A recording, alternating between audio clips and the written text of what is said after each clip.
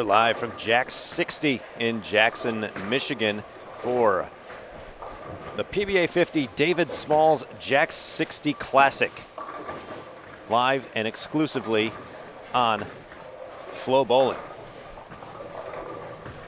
Also live and on FloBowling, Jeff Goodger with Phil Brylow. And Phil, it's our final event of the 2019 PBA50 season coming up right now. Yeah, no doubt who player of the year is. Walter Ray Williams Jr. wrapped it up last week.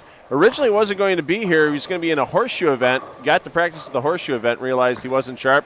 Bowling game much sharper. Let's make some money at bowling this week. We'll see if Walter Ray can make his way into the winner's circle once again. We haven't seen it since week 3 of the PBA50 season, but he has been red hot recently. And you think that there's nothing for him to do this season, but there is. He has 14 career titles, and so does John Handegard, and nobody has more.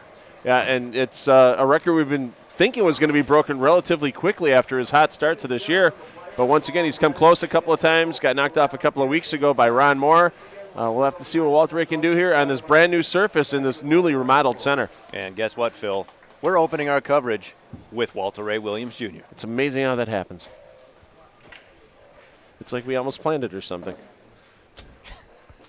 What a coincidence. The funniest part is, I didn't plan that. Yeah, Walter Ray was going to be pitching in a horseshoe event and just did not feel sharp. And when he's competing in anything, I can imagine if he was competing in marbles or tiddlywinks, he'd want to be at the top of his game. And it wasn't too far for him to travel back here to the Jackson, Michigan area. And arrived just after practice started yesterday for the 3-hour practice session for these PBA50 players. And with Kevin Foley, his pair is underway. Johnny DeSantis, Jeff Johnson, and Dick Gran. And all these guys look familiar because they are right in front of us, Phil, which means we've been talking to them for the last hour and a half. Jeff Johnson, who wanted to remodel his hotel room last night, according to his Facebook post. Apparently there's a picture in his hotel room that was driving him a bit buggy. I don't know this one. I was not paying attention. Yeah, it had the alphabet in various lines with like A, B, C, D down one side and E, F, G, H down. It had 2 R's in it. It had 27 letters in the alphabet. There was 1 R that ended one line and another R that started another line, and it was driving Johnson crazy. He actually wanted to take it off his wall in the hotel room and not have to see it, but unfortunately for him, it's firmly mounted to the wall. I'm at the same lodging that Johnson is in a different room, of course, and in my room, I have a similar picture, but it's not attached to my wall, so I was going to bring it in this morning, leave it on his ball return as a nice opening gift to his day, but I was afraid I wouldn't get it back, and then I'd have, have to pay extra. It's worth it. Yeah. Well, it's true. It'd just be added to my bill for reimbursement to FloBowling. So, no, yeah, if they pay for it, that's fine. Hotel would forgive it. You have enough status. They know who you are. Yeah, you're probably right. Yeah, I'll leave it for them tomorrow then. One time you destroy their room. That's just Phil Brylow.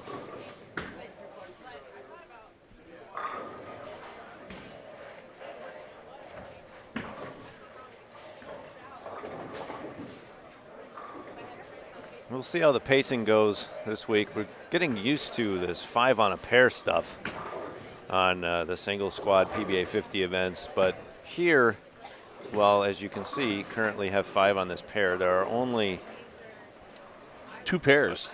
2 5 per, yeah. Yeah. And, well, I see, there were 3. Somebody didn't show up. So, yeah, there are 2 5 per pairs. Everybody else is 4 per pair. So it should feel not as gruesome as the previous events. However, whenever you have varying sizes of groups, sometimes the pacing can get off throughout the center. Yeah, well, they're spread out far enough where if the players with just 4 in a pair do a little extra wave over, kind of speed up the double jump process, let some players actually go twice on the pair next to them with 5 on it, they should be able to relatively not slow down the pace that much. But if some guys on the 4 and a pair don't give that extra wave or two, yeah, then it's going to get kind of staggered across the bowling center. Here's our other fivesome, Brian Leclair. 2 titles this season. Apparently, if you're a multi-titleist, you get 5 on a pair this week. Try to slow you down a bit. Congratulations. Here's 4 friends. Yeah. Maybe you can teach them how to win as well.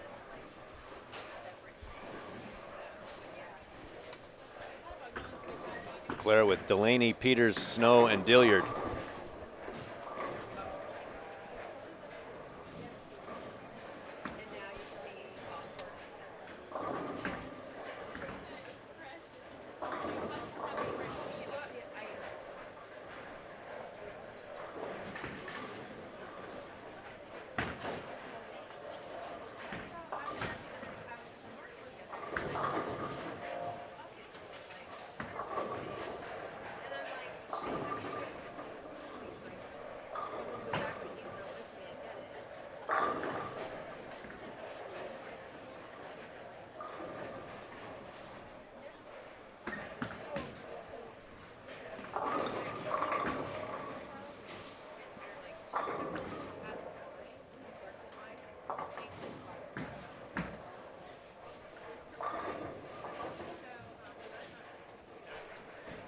And once again, back-to-back weeks here. Pardon me, back-to-back events here in Jackson, just to remind everybody. This event will wrap up on Friday with the Matrix of Fairness, concluding with a stepladder final.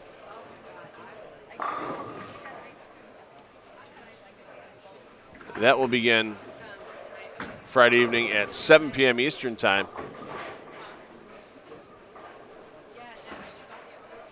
And that will conclude the PBA50 part of this season, as the remaining 2 events require a minimum of being 60 years of age or older for entry. The 50-year-old guys can hang around and watch, I mean, if they really want to.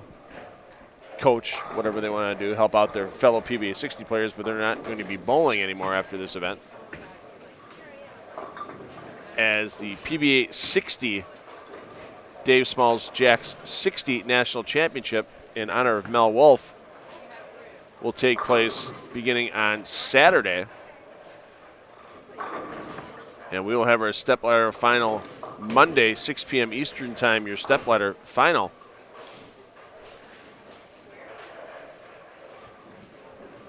From Jax 60. And then the PBA 60 players hit the road. Short jaunt down to Interstate 94, down to Interstate 69 South. Get out on Goshen Road. And get the Pro Bowl West. The PBA 60 Dick Weber Championship presented by the DeHaze Insurance Group and 900 Global. That tournament begins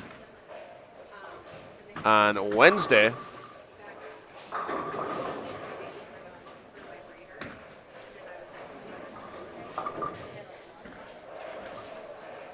August 7th, and that will conclude with a stepladder finals beginning at noon Eastern Time on Friday, August 9th. And that will fully conclude the PBA 50 season for 2019.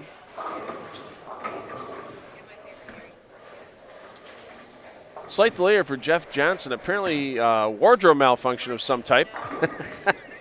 Johnson just came running back from the men's room with a different pair of pants, bowling shoes off, belt off, and he's made the change, and apparently same color slacks, just a different pair. I'll have to ask him what happened on what required the costume change. He's discussing it right now with Dick Gran, and the pants are laying on the settee area that Johnson started the day with. I mean, I have handed gaff tape to bowlers before to handle a extra label or sometimes even a split seam. but I've never seen a full slacks change after the start of an event. Thankfully, he's in one of the fivesomes. He had time to go purchase those pants and come back. He's folding them right now, so he must be planning on wearing them some other time. Must not need to be laundered. Now he's putting the belt on. Not the slacks he's currently wearing.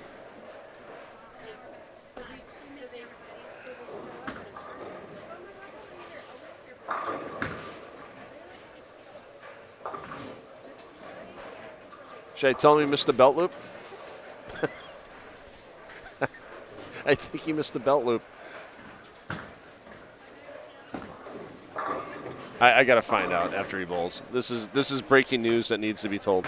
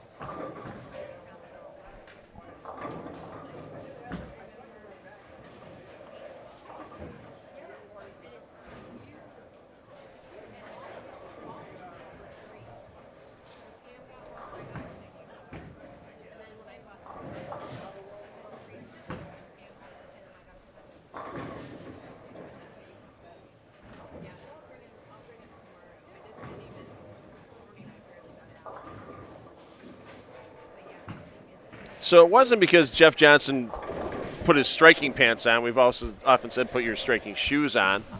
Favorite line of Randy Peterson's. No, those aren't his striking pants. Apparently he sat down somewhere earlier today, and there's a large stain on the back of the original slacks at Johnson. And I'm just impressed that he had out in the car had an extra pair of I told you, slacks Phil, to wear. he went shopping. Ran to the nearby mall Yes. and got back in time to bowl his next frame. He's on a fivesome. Yeah, that's true. I've seen 3-course meals completed. Aw, come on. Jackson PD. Somebody call him. We've got a robbery. Lane 54. Johnny DeSantis gets hosed on a 210 conversion.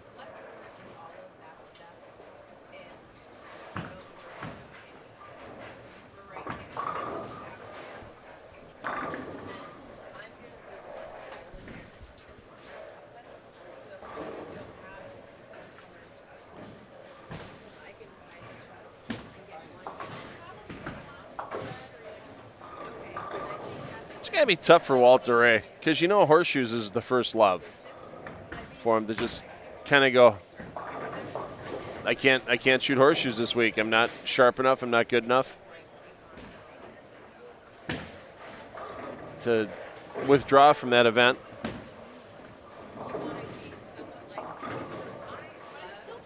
And then make the drive here.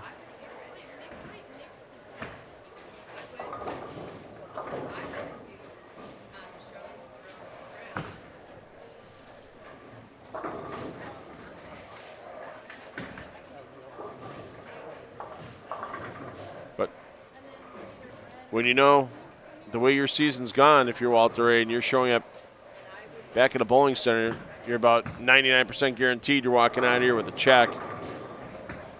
You're about 15 to 18% guaranteed that you're walking out with a title, looking at past performance compared to a number of events this season. You got to feel pretty good walking back in the door here at Jax 60. And of course, for many of these players, they were here in the past when the center, as Airport Lanes, was a longtime host on the Go Bowling PBA Tour.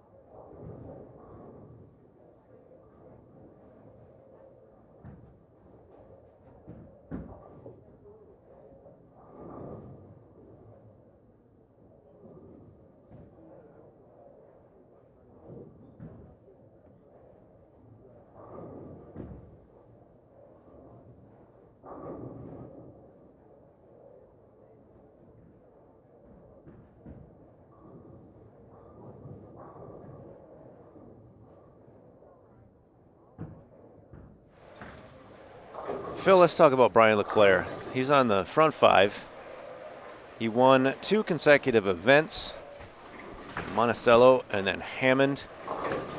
Made the stepladder just a couple days ago as he goes 7-10 here in the 6th, but stepladder in Grand Rapids. And the story for Leclair has been his knee injury. 2017, he was Player of the Year on the PBA50 Tour, and then 2018, hampered by injuries. We thought he took the rest of the season off after that event in Farmingdale Lanes. Yep. And he ended up coming back toward the end of the season, and he actually finished 6th in Wyoming in the season closing event. And then he comes out this year, makes the show at the first event in Clearwater, and he just keeps making shows. He wins twice, and it's pretty impressive what he's been doing with his knee injury and how he's come back from that. He credits a lot of it to this brace he's wearing, but it's the injury is such that it only bothers him when he slides making a bowling shot. He can walk, run. I don't know if he ice skates, but he could ice skate. He can do, because even when he was hurt, we never saw him limping, and it was just because he can walk fine. But when he slides to the line, his bone hits his bone inside the knee, and it just unbearable. Where that brace, because of how it's designed, kind of pulls down on the lower part of the leg, pulls the upper part of the leg apart a little bit so that knee joint can flex properly and not have to worry about the bone on bone.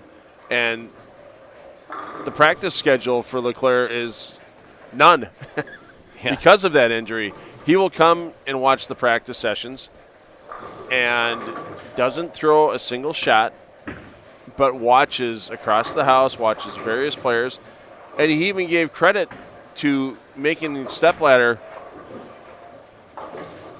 in the last event after watching Pete Weber the day one and making a big line change.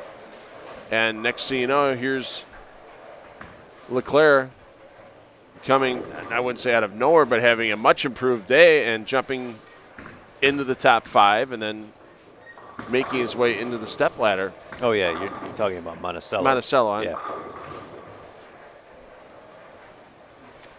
So with, he's using more of a mental practice than a physical practice, but I mean, obviously the number of years that these players have bowled,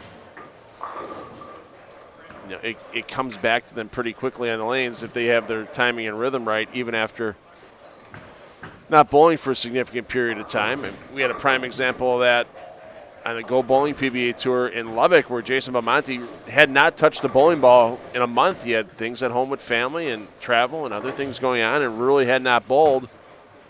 And he finished in 9th place in the tournament, keeping the mental game sharp and making the adjustments on the lanes as he saw other players. And Jason was changing his line several times throughout that event, changing the equipment he was using, trying to do what he can to score. And he wasn't physically sharp, but he still made it happen. It's the same thing now for Leclair. He may not be 100% physically sharp, but he's making the right moves with the right balls at the right time. That lets him play an area of the lane where you can get away with all of a sudden, I pulled that one a little bit. I've actually caught some hold. I let that one a little bit right. I've actually caught some dry and had that ball bounce back. This game's about the mental execution as much as the physical execution at this level.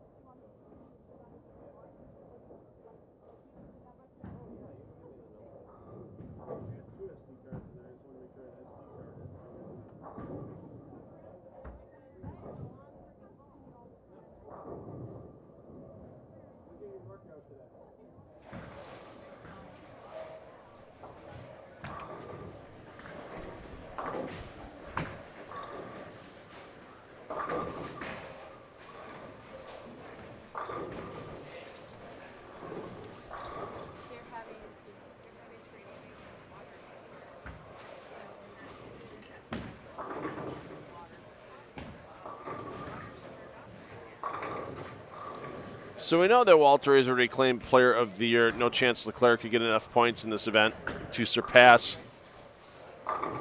WRWJR.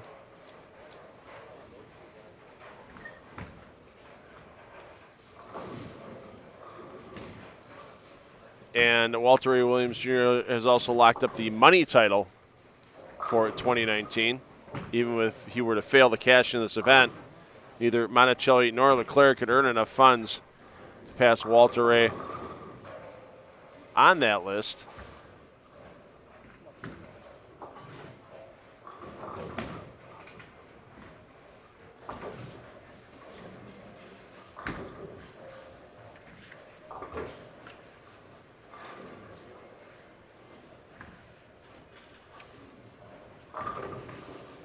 And we'll need to get some clarification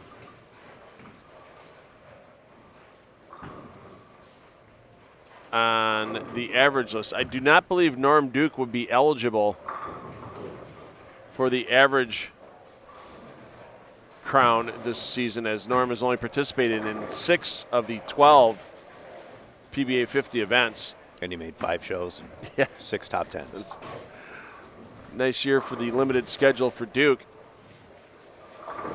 But Walter Ray currently leading that average list as well, 227.93. Next closest that's eligible would be Brian Leclair at 223.85. I do not foresee Mr. Leclair making up over 4 pins in average over the short run of this event, just 16 qualifying games prior to the Matrix of Fairness, where you can max out at 20 extra games of bowling if you were to advance through all 3 rounds and then be the 4th or 5th seed in the step ladder. Oh, if you can work a roll-off or 2 in there, you can get over 20. Oh, that's true. A roll-off a couple days ago for the top seed prior to the step ladder. You had 2 roll-offs in Wyoming. Yeah. One for 32nd to match play and the other for the top seed in the step ladder. A lot of bonus bowling last week. Can only hope for more of the same here. And with the Matrix of Fairness, that's 3 additional rounds of potential roll-offs. Well, 2 additional rounds. But your roll-off for the 32nd position at Spectrum Lane's a bit unusual. We haven't seen a 3 for 2 roll-off in quite a while. Yeah. On FloBowling. I think that was our first FloBowling 3 for 2 roll-off. The only other one I can remember was back in the Extra Frame days in 2015 in the Pensacola Open. And it took such a weird series of events to get those 3 guys tied. Kretzer shot 259 to get up there. Kevin Anderson was kind of slowly dropping all day and hung on. And then Gary Allstott stoned an 8-pin, which seemed unfair, and then he missed it, which got him to that number. And then the 3 of them get in there, and it's decided by a missed single pin in the 9th frame. And then the next day, Tom Carter withdraws, completely rendering the roll-off useless. As Brian Kretzer, was Kretzer still around? So No, he was the alternate? no, he had left. Okay. He did not accept the alternate position. Who was the alternate for that James event then? Stortz, Oh, okay. who got some action after. Tom Carter actually bowled all of the first round of match play, and then he had to get out. Or no, he left in game 4 of the first round. His knee just locked up on him. He was fine all weekend until he needed to stay fine. And Yeah. locked up. And Tom Carter is not bowling in this event, by the way. Yeah, he's saving it for the 260 events he's eligible for. Can't blame him for that. So we will have him in the booth, however. We know there are the Tom Carter fans that love having Tom on color commentary. And he will join us in the booth on Friday evening.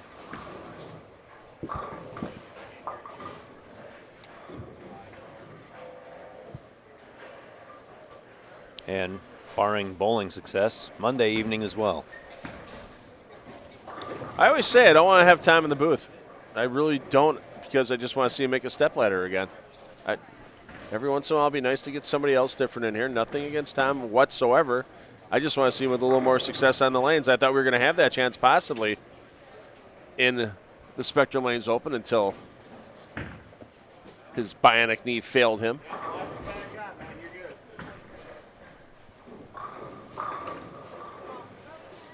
So players finishing up this opening game of qualifying. 8 games today, 8 games tomorrow. If you love your qualifying, this is the place. It's the PBA50 Jax 60 Classic. Dave Small, our great proprietor here. And you're going to have plenty of qualifying in both the PBA50 and PBA60 events here in Jackson, Michigan.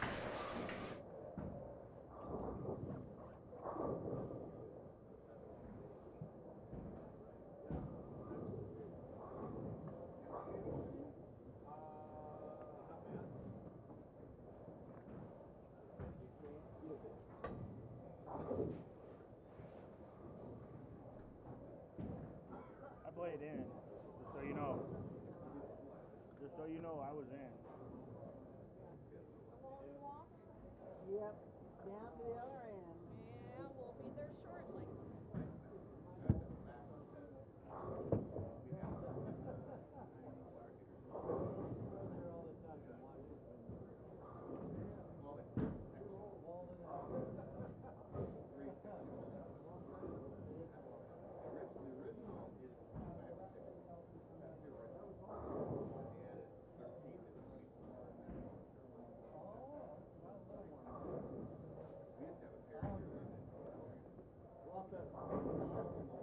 It's a lot better.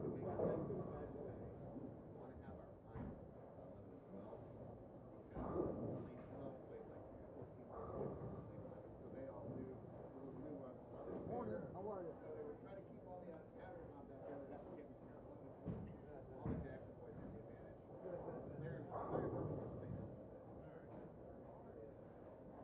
Won the 11th, didn't finish.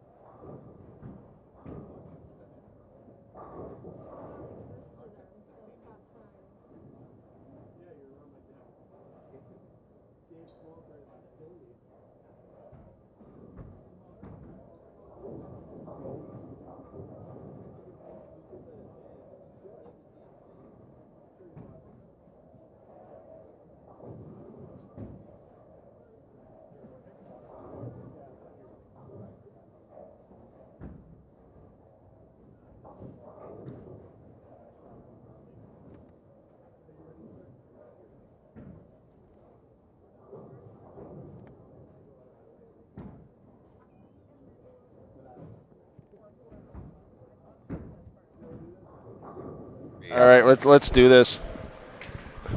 Hey, I'm $2 Phil Brilo, steering the ship, Jeff Goodger.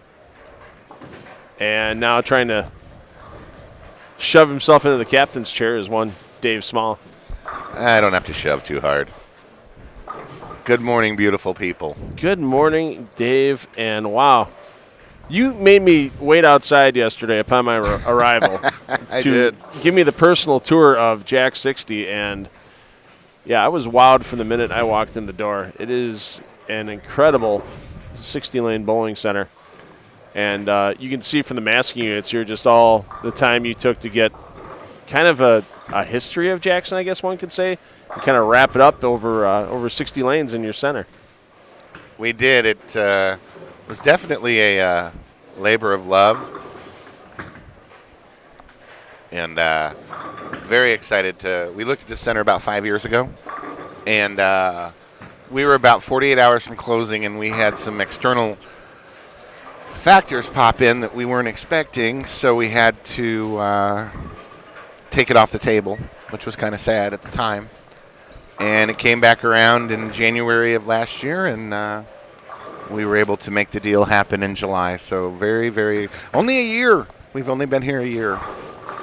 And you really wasted no time on doing remodeling, leaving your mark on this bowling center basically is what you've done. We've seen it in Anderson, and we've seen it in Kokomo.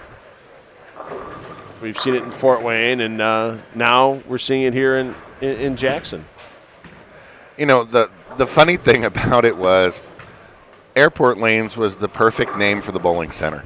I mean, we're right at the end of the runway, right across the street from the airport. And unfortunately, I always rebrand and change because, you know, you try to reintroduce it to the market because you want people to know it's new and exciting and fun. And, well, it was very, very hard. It took about 4 months to actually agree to a name on this place. We went through everything, and it kept going, okay, maybe need to keep it airport. Maybe we need to keep it airport. And I'm like, no, we cannot keep it airport lanes. I've got to make it different. So we took the airport theme, which is basically, as we all know when you fly, there's a 3-digit airport code on your ticket. So the actual airport code here for Jackson is JXN. So we decided to do JAX, which is Jackson with an X and then 60 lanes. So that's what we came up with. And I really wanted to keep it airport, but I had to make sure it was reintroduced to the community correctly. Well, can we ask what some of the names that fell through the cracks may have been? Gosh, it's been about a year, so let me think. Dave Smalls Bowling Palace. Is that one of them? No, not quite. Dave Smalls Emporium of Strikes. This is a striking house, that is for sure. we get a lot of scores in this house.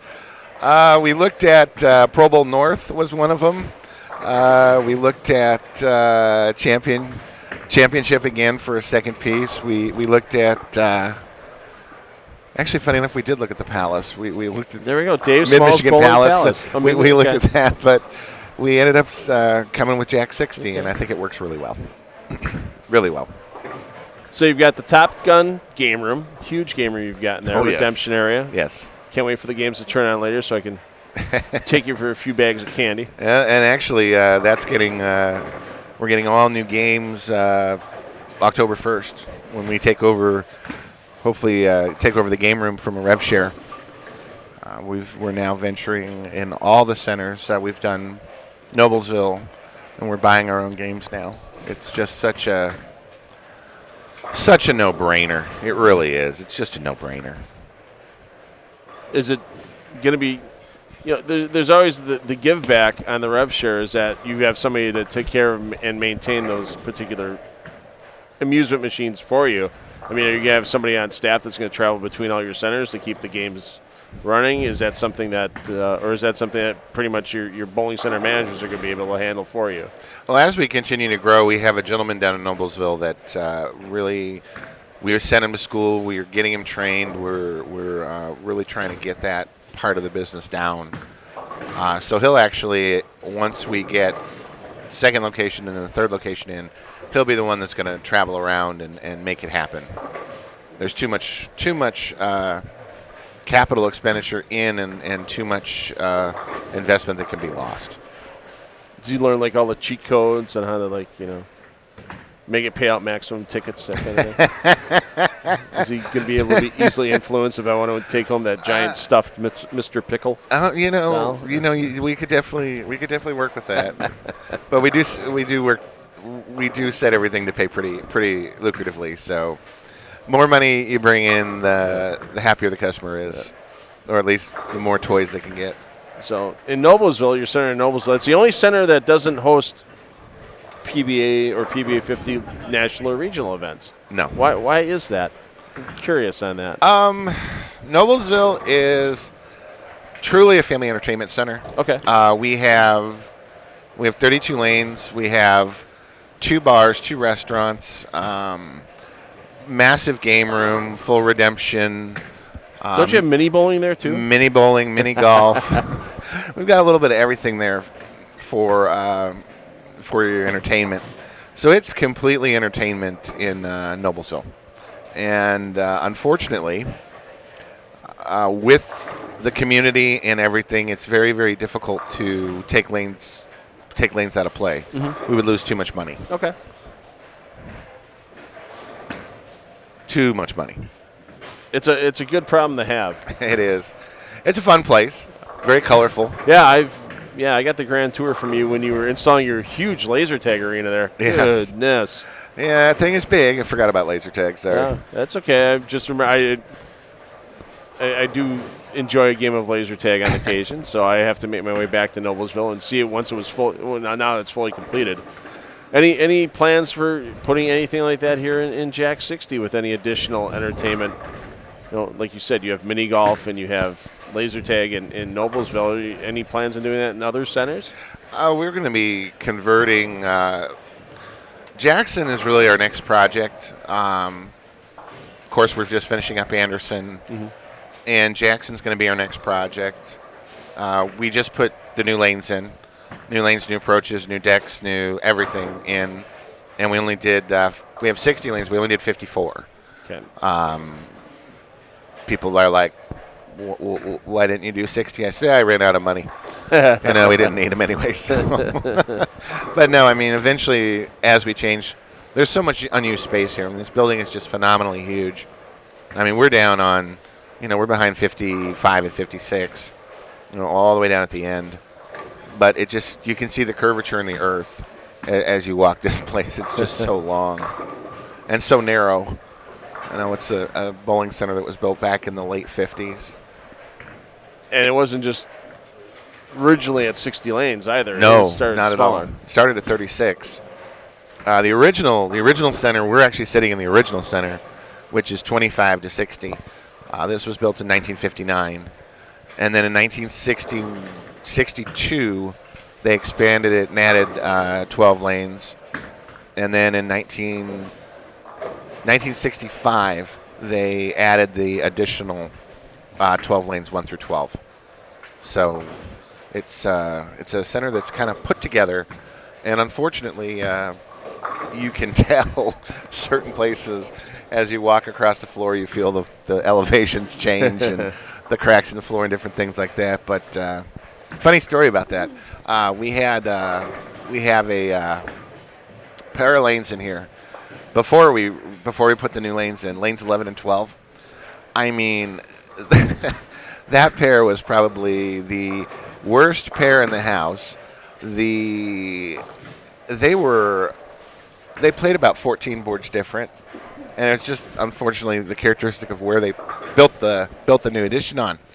So the joke was always in Jackson, the local boys would want to have the finals or the championships or the big money matches on 11 and 12 against the out-of-towners because they had no idea what they were walking into. I mean, I bowled on it one time, and I just, wow, this is kind of ugly. Now I know my league bowlers really complain about this pair. So did you keep those characteristics now, or No, are those long gone? Long Those are gone. now. Long Okay. gone. When we had the lanes put in, I mean, which just a month ago, actually, we finished. We had everything re-leveled and re-shimmed and re-everything. So It's good. It's good now. I've had like 4 people text me, including Warren G. Burr, about say hi to Dave Small for me, guys that couldn't make this event that are, PBA 50 players, and they wanted to make sure that, they thanked you for their support for your support of their tour. Oh. I mean, it's event 57 overall, correct? Yep. 57th event. Yep. And 13th or 14th on the PBA 50 side Actually, national? 15th. 15th, yeah. 15th. I was told quietly that I now hold the record for the most PBA 50 events held, which is kind of shocking. I'm surprised. I've only been doing it for 5 years, 6 years now. Yeah. But I love having the guys here. I love having, the tour here. It's a lot of fun. It's enjoyable. And I've told the stories before, but, I just enjoy it. It's my way to give back to bowling. It's my way to give back.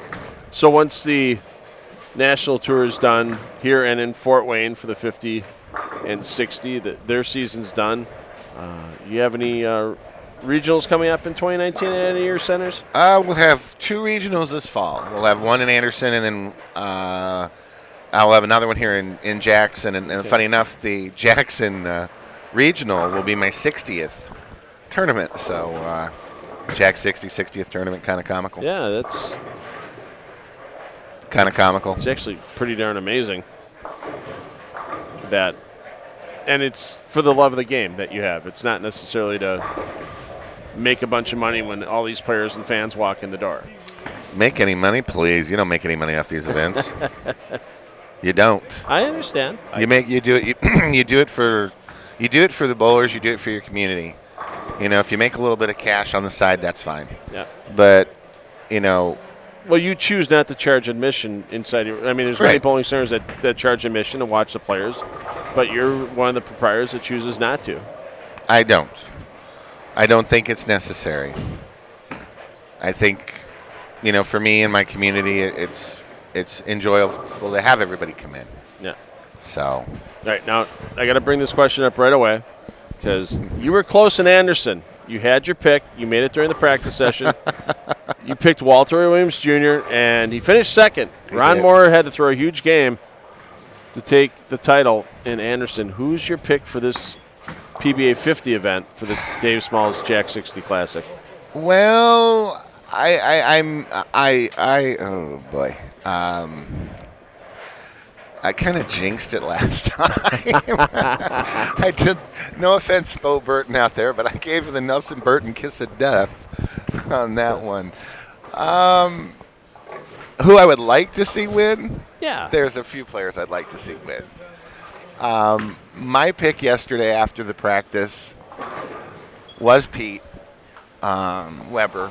He did not open up very strong, unfortunately. Well, but there's 16 games to qualify. Oh, I know, but I really think Parker's got it this week. I just do. I love Parker Bone. My God, what a good guy. Well, Parker's won in your centers before. He's won in Anderson, 2017. It's funny. I look back and if I look at the Hall of Famers that have won my events. I mean, Weber's won 2. Moore's won 2. Brian Voss, Norm Duke, Ron Moore. Weber's 2, Moore's 2, Duke, Parker, Brian Voss. I've had a really nice group and lots of Hall of Famers have won in your centers, and a lot of guys that every proprietor has a very similar list. So let's not call you special in this point. Those guys win a lot. Wow. Hi, Jeff. So nice to have you back. God, I love him. He's such a. I knew I shouldn't have spoken. How's that coffee, Jeff? Is it hot and fresh? Yeah, is that coffee fresh? Really cold. Is it cold? Good. Choke it down. Well, you mentioned Pete being your pick, and I'm gonna just change it up here for a second because there's a really good podcast Tim Berg did on the FloBowling website where Pete kind of talks about the changes he's made in his life over since the start of 2019. I'm not going to spoil everything. If you got 20 minutes, after we're done today, or Dave Smalls Jax 60, take a listen to that podcast with Tim Berg and Pete Weber at FloBowling.com. I wonder if he mentions you in that podcast, Dave Smalls. I don't know. With him, who knows?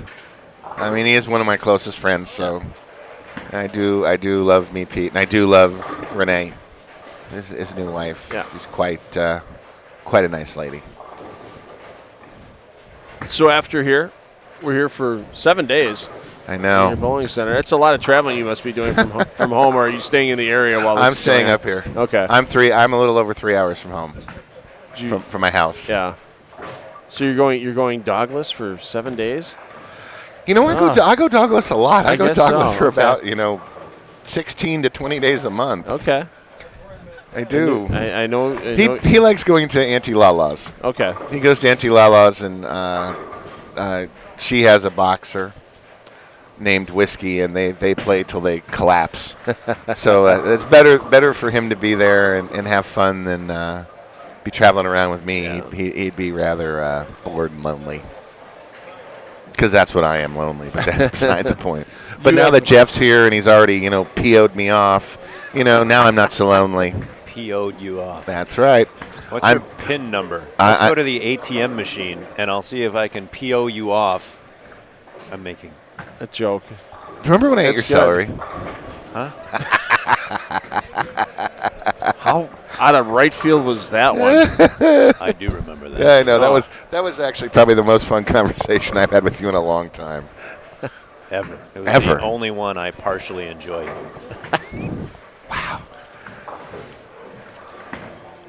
So is the Fun Time Center's empire?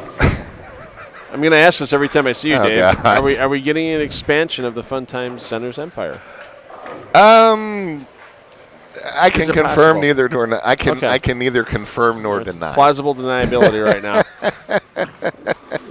We're always looking for the right fit. We're always looking for the right center to bring into the fold, and so we're always looking for that. Well, let's talk about your. In order to have a good center, even when you bring one in, you have to make sure you put in a good management staff in place, and pretty solid and I would say very young management team you have here in Jax 60. Very young. Let's talk a little bit about. Well, let's start with Josh. Josh. Funny enough, Josh has been with me for 3.5 years, and I don't condone smoking, but I do smoke. But and there's a reason I say that. I was working on my game in Fort Wayne, and I was throwing the ball terrible. And Brian Cave, who everybody knows, and I walked outside, and Josh was actually hanging out, just bowling, and he was telling me he really wasn't happy with his career. And I said, "You want to come into bowling again?" And he said, "Yeah." And so we sat down, we had an interview, and hired him 2 weeks later. And now he runs Jackson. He started his career at Pro Bowl, and we moved him down to Noblesville when an opportunity arose, and now he's up here. We moved him up here in July of last year. All because of smoking. All because he walked outside to have a cigarette with me after I was bowling terrible. See, there are health benefits. There are, I tell you. Is there a paid relocation program with the Fun Yes. Time Centers? Okay. Mhm. Yes. So Yes, we do pay for relocation. We have 401k. We have medical, dental. We have it all. Are you hiring? Is this a commercial? Oh, I'm always hiring. I'm always looking for the right person. I wouldn't hire you though, Jeff. I'm not asking for me. Maybe for comic relief. No. Oh, that'd be great on my If you staff. ever see an application with my name on it, you can be sure it was probably Phil as a lark. I would not. No, I would Oh, not that's do that. mean. I wouldn't do that to Jeff. That's mean. I would have did that to Craig Elliott back in the day, but I would not. I would not do that to Jeff. Hi, Craig. I know you're watching while you're on the road, 900 Global. So hopefully that. So yeah, that's Going well for that's him. Josh. He's here. He just got married Saturday. Oh, wait. You actually give a manager a day off to get married? I did. I heard that you usually don't do that. No. You actually get married and come back to work. Make him count the drawers down. That's at the end of the right. Count the drawers, run the bar, do something. It's just slipping a ring on a finger forever. So just get it done in 10 minutes and come back to work. He's spending his honeymoon watching round one qualifying. He is spending his honeymoon watching round one qualifying. Wow. He is. He is. Is his wife here with him, though? Is he watching it alone, or is his wife here with him watching quality? I can tell a lot of what's going on in that marriage. Then. Oh, she was here last night. Okay. She was down for the program. She stops in usually a couple times. She's a school teacher. And they both love it here. They both love it. She teaches at Hanover Horton, which is one of the premier districts in Jackson County, and she teaches kindergarten. I think she's going first grade this year. I'm not sure, but she's doing either kindergarten or first grade this year. And she is quite the love. But funny enough, when I was going to promote Josh up here, I called Josh and I said, hey, listen, I need to talk to you, but I need you to bring Amber to dinner. I said, I want Amber to come to dinner, please. And so I actually asked Amber first and said, Amber, would you have a problem if I promoted Josh to Jackson, Michigan? Would you have a problem with that? And she was like, you're actually asking me? I said, well, you're the better half. So she said no, and then I offered the job to Josh. But I asked Amber first. And now I'm sure they're both happy that they've made their way here to Jackson. Yeah, they got married here, too, which is kind of cool. I mean, Josh being from Youngstown, Ohio, and Amber being from the Angola, Indiana area. I mean, that's kind of cool that they got married in the town that they're now living in. You know, they could have gone home or whatever. So it was good to see. It was a nice wedding, nice reception. She looked beautiful. Yeah. Well, Dave, thanks for sitting in for a game with us. We know we'll get you back here a little later today. I know we'll get you all week long. And as we get the bowler movement, we'll be glad to have you back in. That sounds great. I look forward to it. It's always nice visiting, and I'm glad Jeff's back. I haven't seen him all year. It has been a while. It's been about a year. I missed him. And I like your bowling centers, and I'm not even jesting. I appreciate that. You replace the carpet every week. Somebody spills a drop of Pepsi, you replace the entire carpeting in the building. It feels that way. It really does. Your places, they feel clean, and they better be clean. Well, oh, my God. Not everywhere feels clean. I'll kill him. So, but no, it's so I'm glad you're back. It's been a year since I've seen you, and I miss you. I miss our banter, our intelligent banter. Yes, well, intelligent. And of course, Phil. I love Phil. You know, it's always good, and so. But yeah, good to talk to you guys right now, and to all my friends at FloBowling, especially Lucas. Good morning. Thank you again for letting me come on. I appreciate it. Hopefully, I add a little color and fun to your show. And how many tournaments once again? 15 national, oh, 57? God. This is my 15th PBA 50 and my 57th PBA tournament. Yeah. We like to host. And I know the guys would love to have me keep hosting.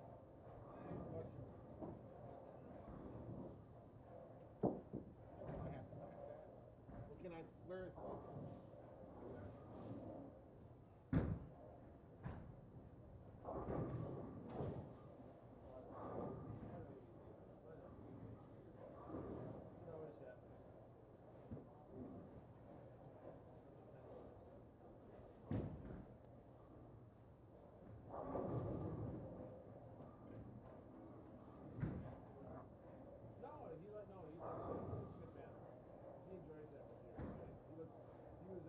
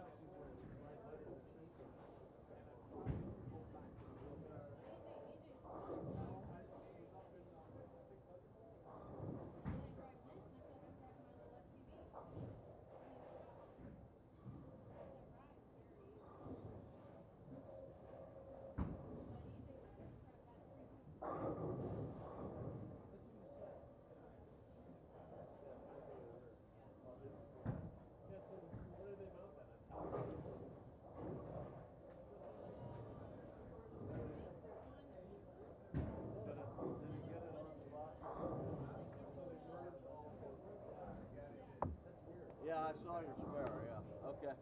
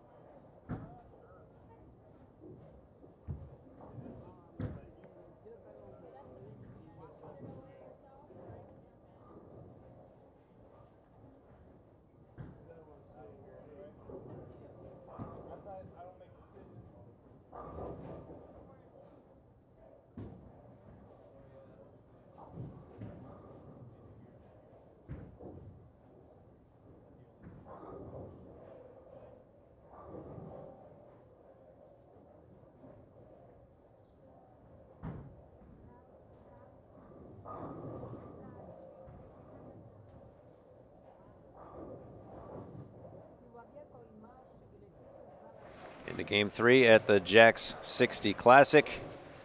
And as we wait for Game 2 scores,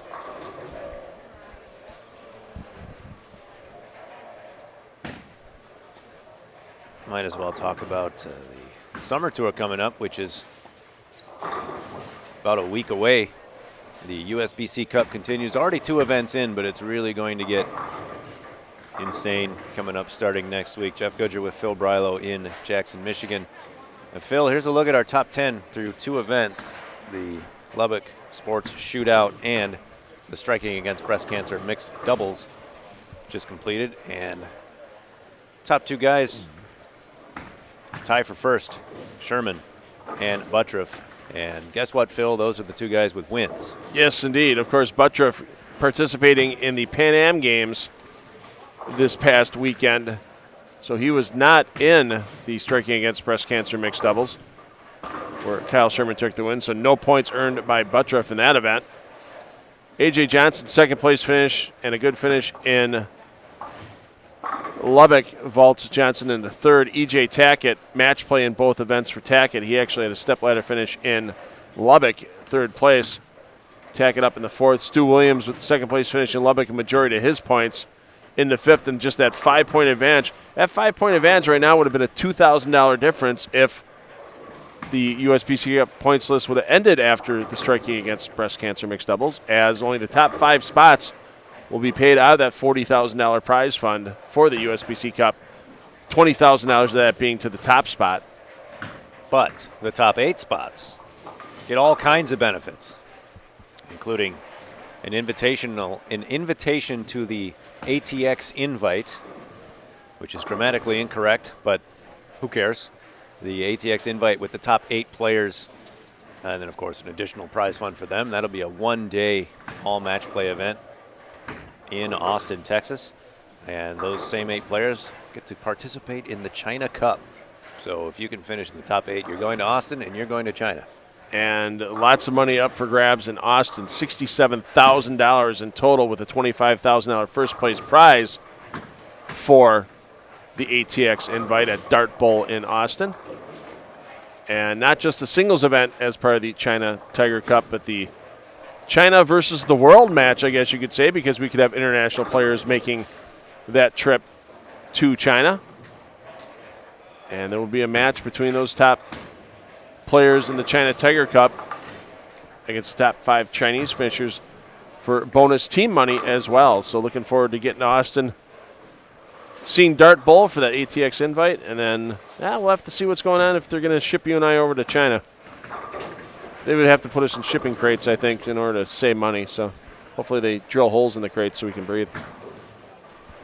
Have fun in China, Phil. Not holding my breath, Jeff. I'd have to if I was in a crate, but I'm not holding my breath anyway. Of course, get your full points list to see where your favorite player stands right now, even if they're not in the top 10. Results tab at FloBowling.com. And there's a link to the USBC Cup standings on the homepage at PBA.com.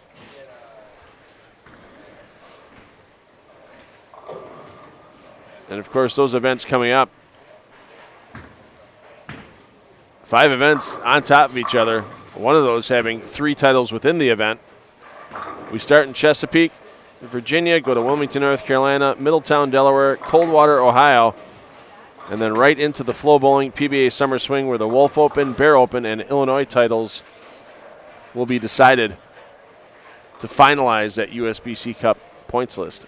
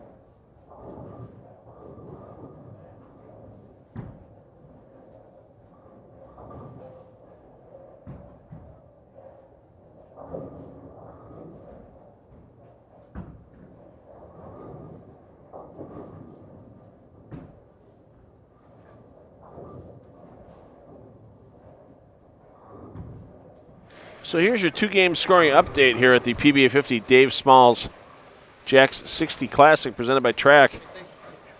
And not surprised, new lane surface, less than a month old. Combined with the giant Petraglia pattern, the players can use the outside part of the lane and get a little extra entry angle into the pocket. Solid carry here, brand new pins. Not surprised that the scores are trending a bit on the higher side at this moment early on in the round. Todd Chell, your leader, at plus 145 for Chell's first 2 games. 277, 268 out of the gates for the man from Roscoe, Illinois. Terry Metzner in second at plus 100. Metzner had a solid outing at home last week at Spectrum Lanes. Continuing it here in Jackson.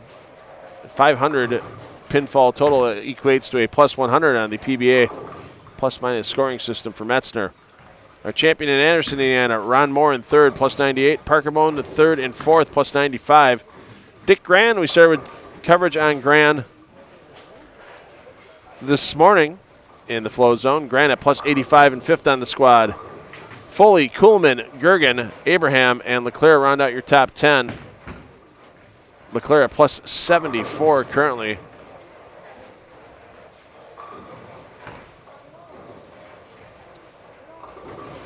And 37 players, plus the extra 8, since this is a Matrix of Fairness week, will advance to Friday's Matrix. Right now, that cut number after just 2 games of the 16 total in qualifying. Steve Hoskins at plus 41. Out of the 110 players in the field, currently 68 of those players are at a 200 average or greater in the event.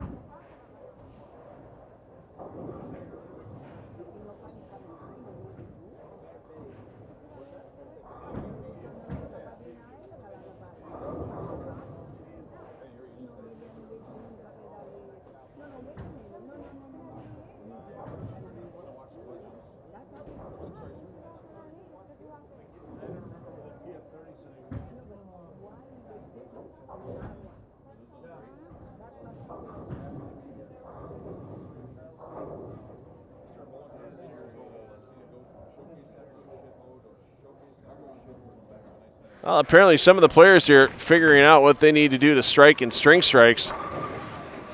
As taking a look around what we have in the flow zone and near the flow zone, we got Joel Carlson getting ready to step up here on the front 7. Carlson, our champion at the Hamilton Lanes and Entertainment Center, open in May in New Jersey. Who can ever forget that exciting championship match, 279 to 279 tie. And then Carlson winning on the first ball of the roll-off. We've got Harry Sullins on the front 5. We've got John Marsala just outside of flow zone coverage on the front 7.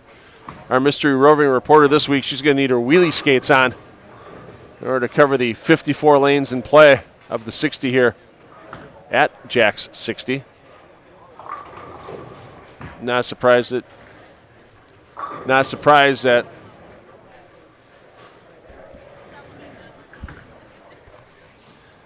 it took a couple of games for these players to start striking, let the pattern develop a bit out of the fresh.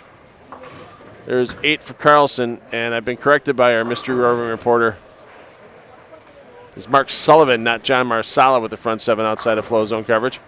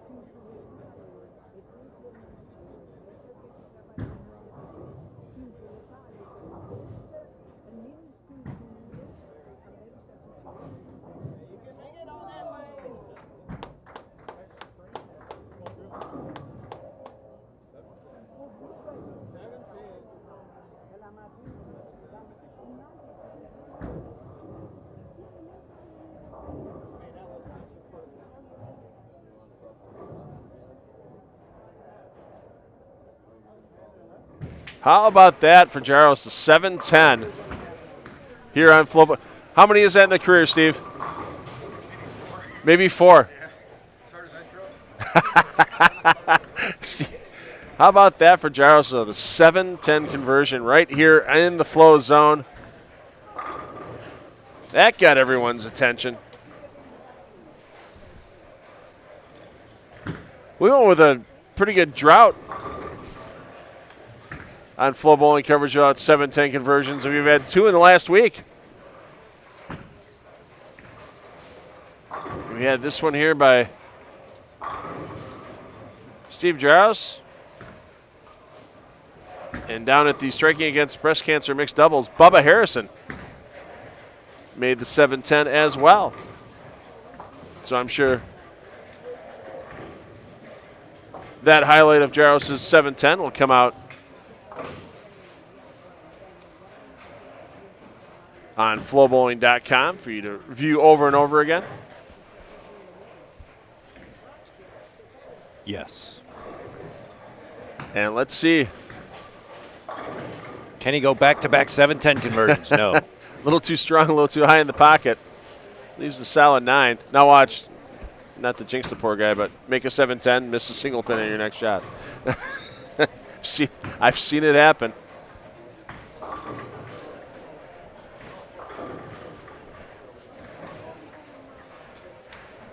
Well, how about Joel Carlson, front 8?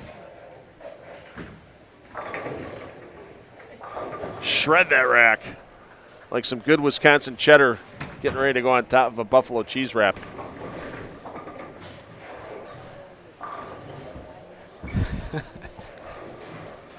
Here at Dave Smalls, Jax 60. This is a vat. Yes. Do they have like a normal cup size of beverage here, or Probably not. I mean, look at the size of your coffee that came out this morning. Would you expect anything less? which now looks small Right. compared to this monstrosity? You probably got a 20-ounce coffee this morning. Now it's minimum of 32-ounce. I think it's Soda. 4 or 5 gallons. You get your money's worth here at Jack 60, no doubt about that. Yeah, can't complain.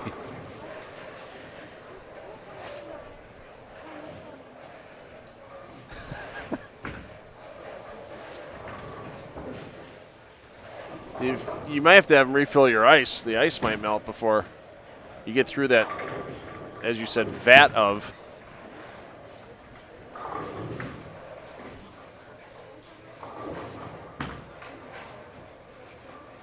fountain beverage. And there's a 210.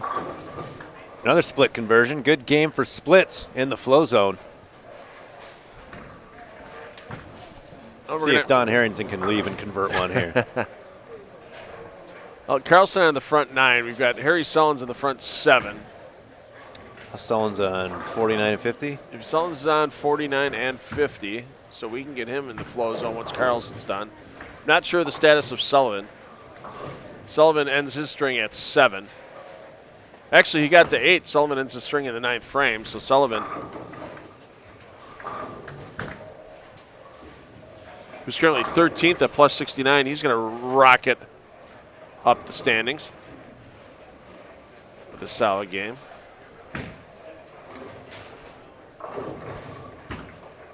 I need Johnny DeSantis to help lift this Pepsi.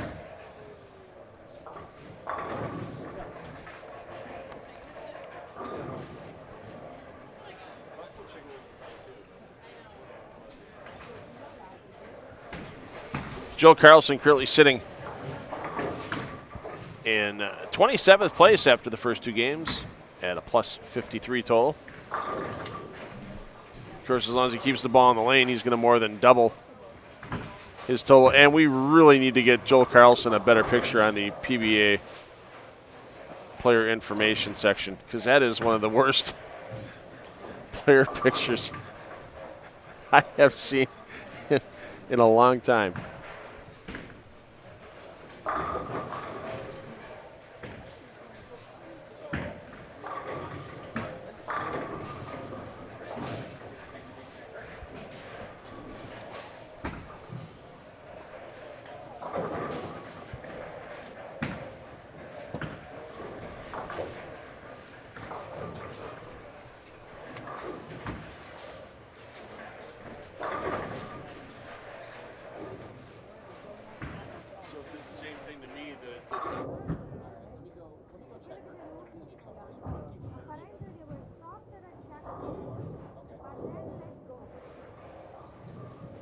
And that's 10 for Joel Carlson. Title earlier this season, Harry Sullen's string ended. Does pick up that difficult spare, but Joel Carlson, front 10, game 3. And Carlson, only a single perfect game in his PBA career to this point. That was way back in 2009 at a regional in Belton, Missouri. Right now, Joel Carlson on the front 10. Game 3. The final PBA 50 event of the season. And you can just see that ball get a little late to the 1-3 here on that giant petroglyph pattern, but still a solid game for Carlson. He will rocket up the standings into the top 10.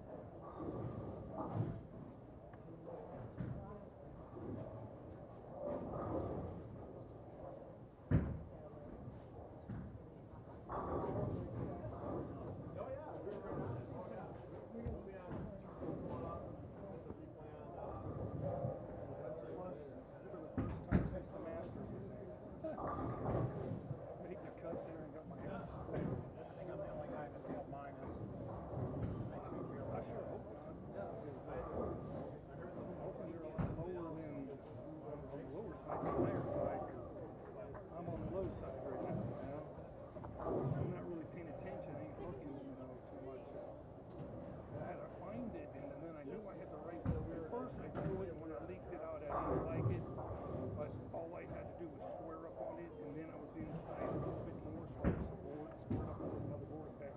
I found it. I thought I would go to the ball he's throwing, but for me, mine doesn't have enough surface on it, and it's not the right look. My bigger stuff's too big. I don't know if the other, if getting in and going away just a little more is a better move, or trying to stay up the way. Then of course about every third shot my hand gets caught in it. I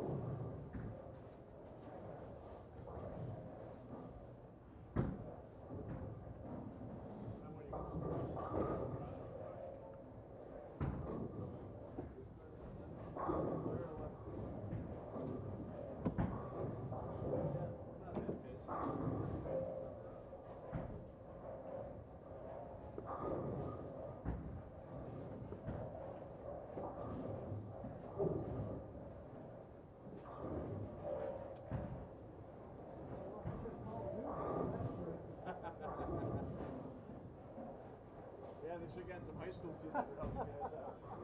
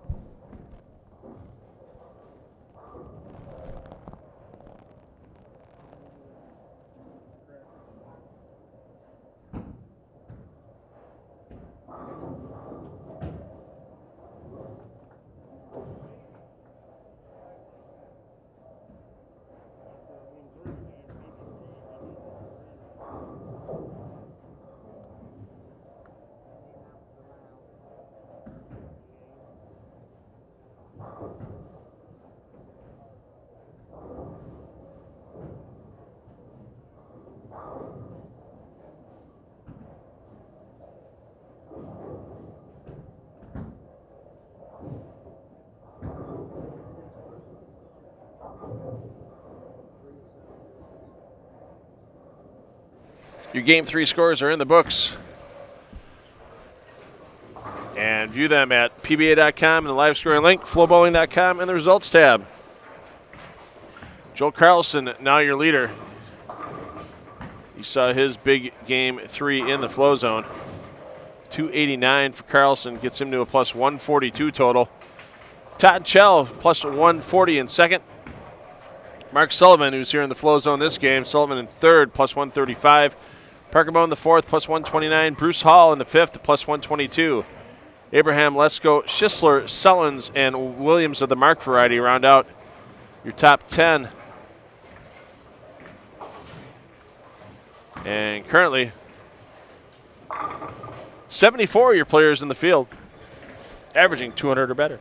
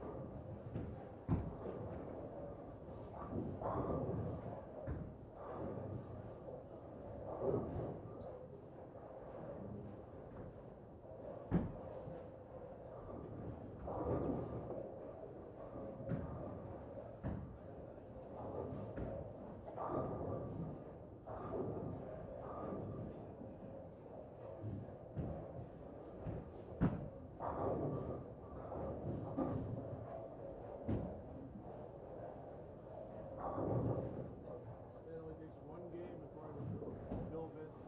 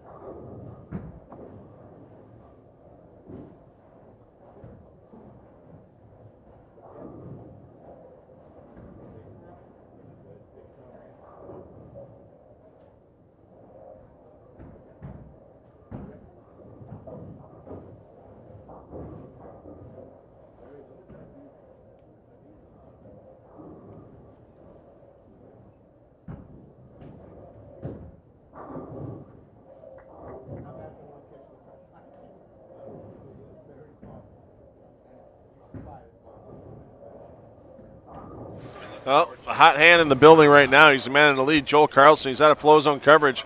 He's on the end pair, 59-60.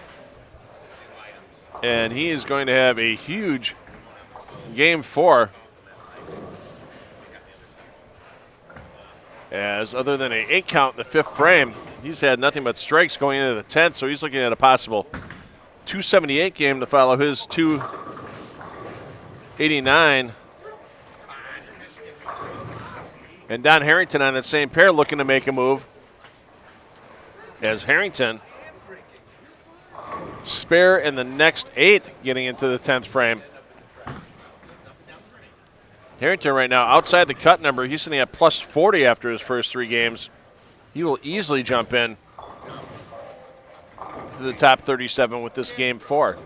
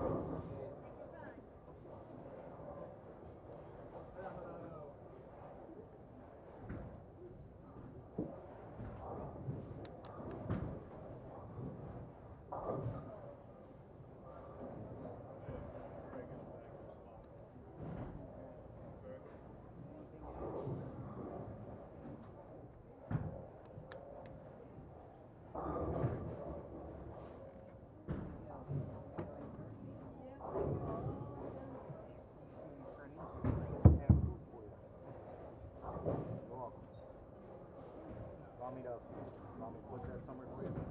Where do you want me? Want me to put it over there? I'll be right back. Put it over here somewhere.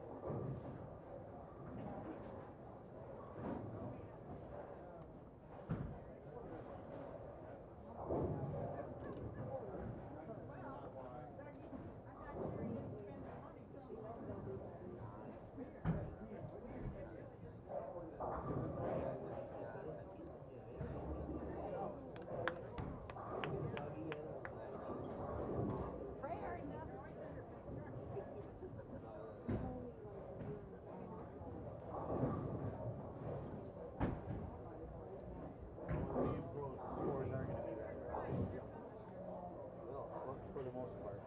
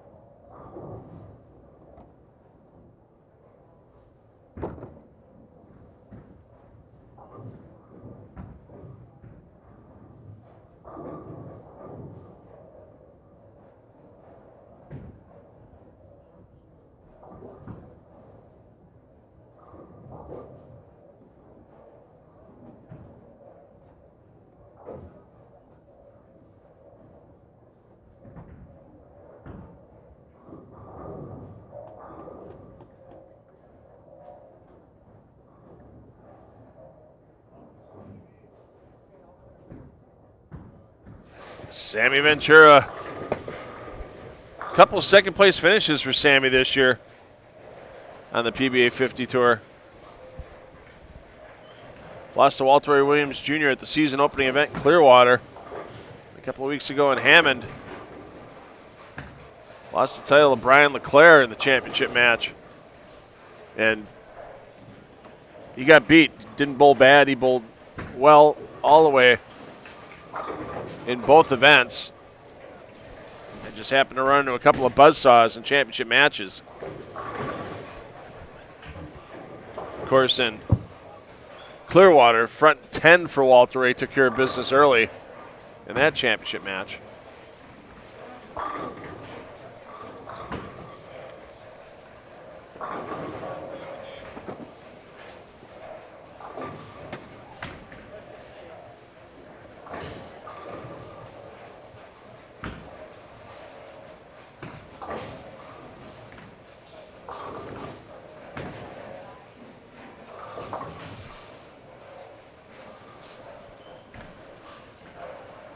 Ventura with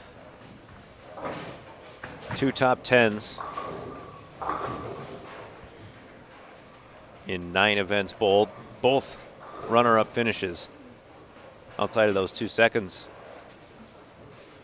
no other top 10s. He has 1 other top 20, finished 13th in the Villages. But only 2 events where he didn't visit the pay window in 2019, one of those being in Mooresville, the other being at the Suncoast PBA Senior U.S. Open.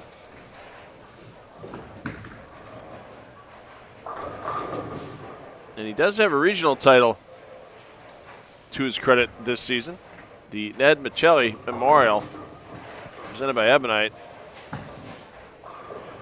Nice and close to home for Sammy there as he took that title down in the greater New York City area.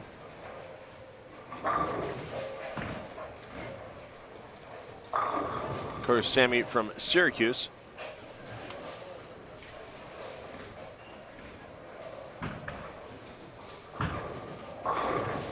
Voss listing Centennial, Colorado as his current home for the PBA 60 member. His 4th event of the season for Brian Voss. Best finish was 30th in Mooresville. We haven't seen him since late April.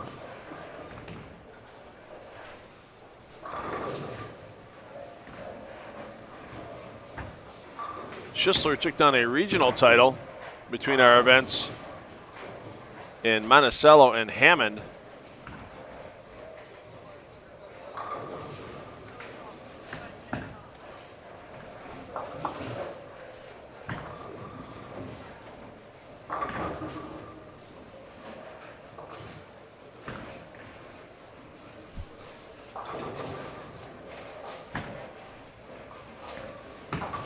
That being in Arlington Heights, Illinois. Of course, the Zykes family hosts of that event for many years now in the PBA 50 regional schedule.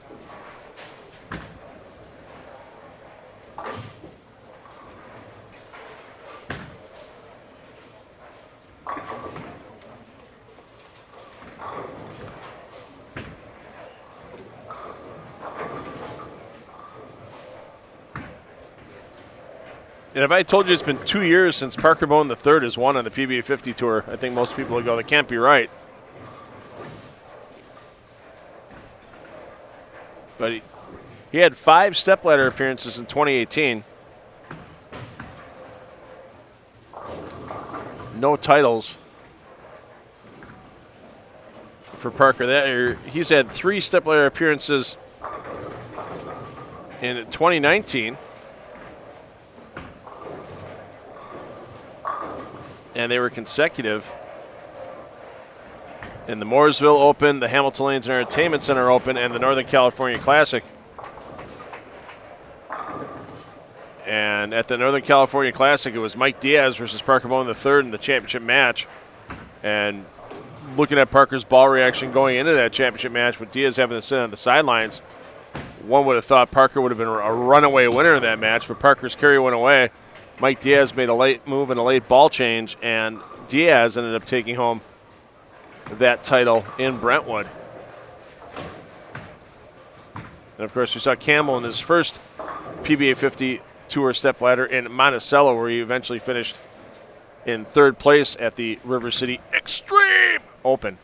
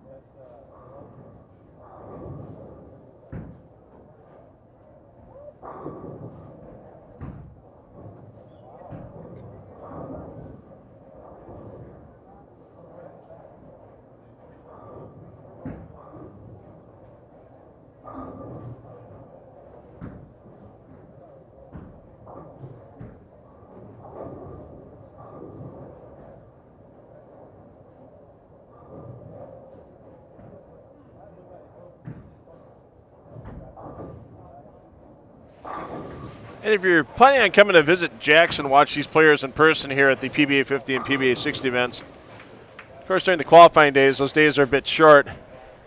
Plenty of other things to do in the greater Jackson area, including the Michigan Shakespeare Festival coming up. 25th anniversary season for that festival.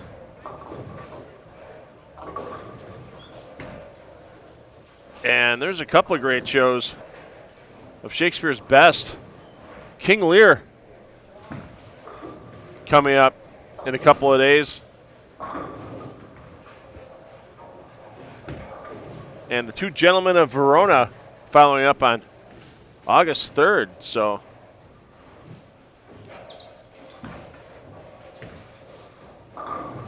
some of the best Shakespearean actors from Michigan, Ohio, and Indiana coming to Jackson this coming week for that 25th anniversary Shakespeare Festival.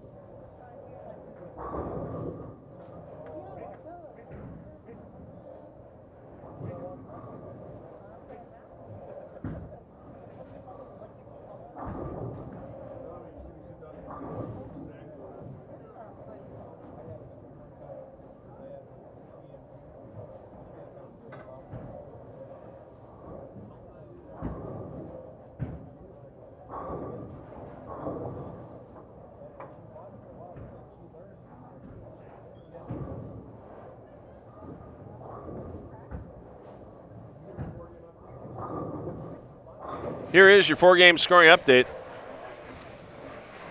FloBowling.com results tab.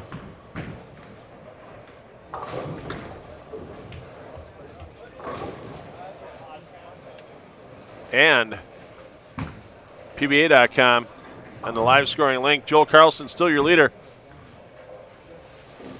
Carlson at plus 219. Todd Chell plus 196. Larry Verbal plus 161. Kevin Foley at plus 160. Mark Williams at that same number. Round out your top 5. The man with the 710 conversion earlier today here in the flow zone, Steve Jaros, up into 6th. Ricky Schisler 7th. Metzner 8th. Moore 9th. Lesko in 10th position. Once again, this is a matrix of fairness week, so therefore, you finished 1st, you finished 8th. Doesn't matter. You get to return at 3:15 p.m. Eastern Time on Friday and start with the same total as everyone else that begins that round with, and that's the big whopping goose egg 0, not a nil, not a darn thing on your scorecard. 9th through 24th will finish with 1 round of buys. They come back at noon Friday for the first match play round, and the bowlers finishing 25th to 37th and the extra 8. Those PBA60 members that are closest to the 37th position without actually being in the top 37. Matrix of Fairness Day starts for them with Cashers round bright and early, 8:30 a.m. here on Friday for the PBA 50. David Smalls, Jax 60 Classic.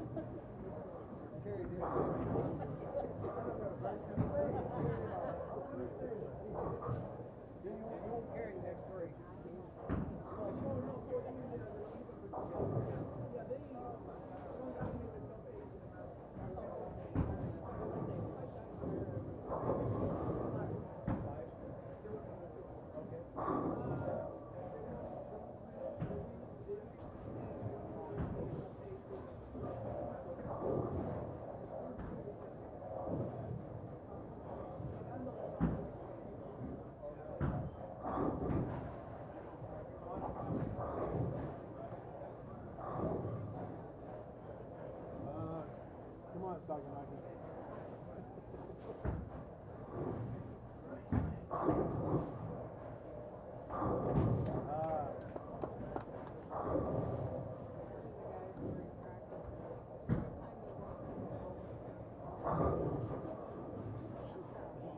Soy sauce.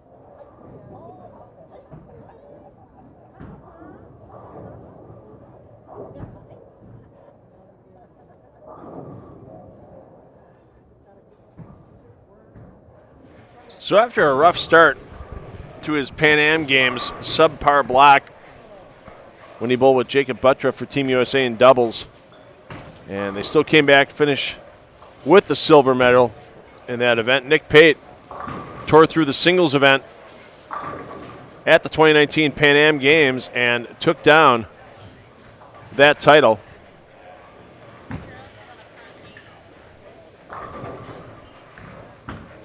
Pate had to go through Buttriff in the semifinal match.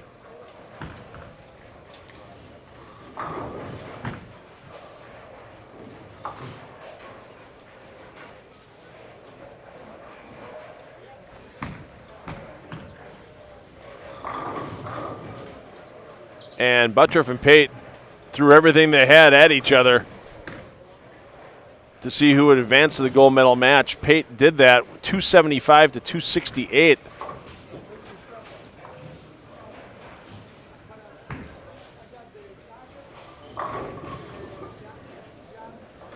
And then Pate in the gold medal match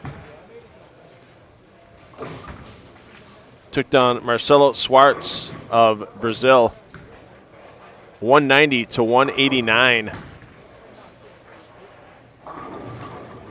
Swartz was the defending Pan Am Games winner from 2015. And Swartz needed a 9 count on the fill ball to retain the gold medal. Went high though, left the 3-6-10, and that gave Pate the gold.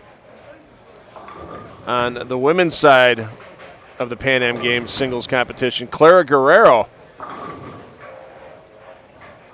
took home the gold medal for the second consecutive Pan Am Games.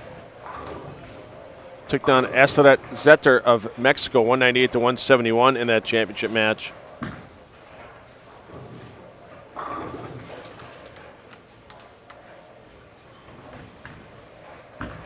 For the Team USA women,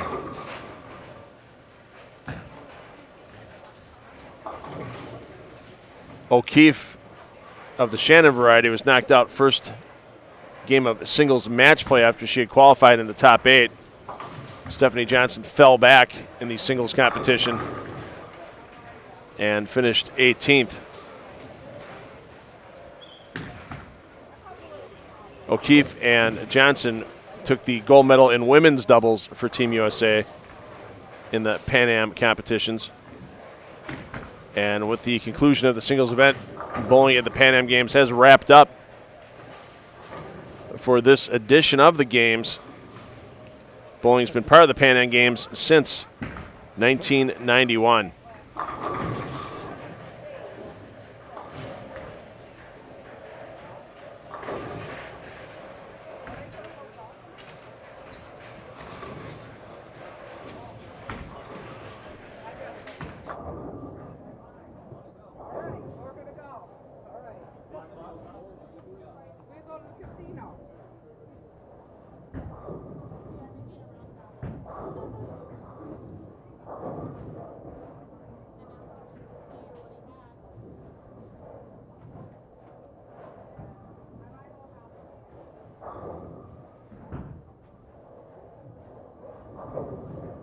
Steve Giles currently in 6th place. Giles starting game 5 with a series of strikes consecutively. Got out through the 8th frame. Before the 9th frame, the 10-pin stood back in vengeance against Giles, but still, one would expect to see Giles in the top 5, possibly even the top spot at the conclusion of this 5th game. Just 3 games of qualifying remaining.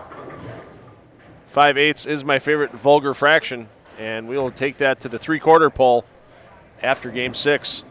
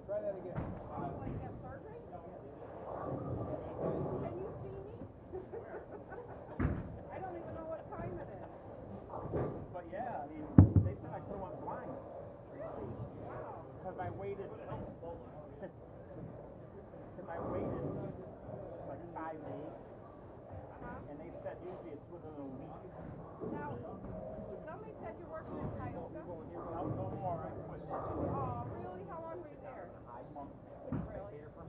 And you quit boxing? Watch you both. Oh, I okay. enjoyed it. That'll explain it. Right? I don't play well enough. I don't either.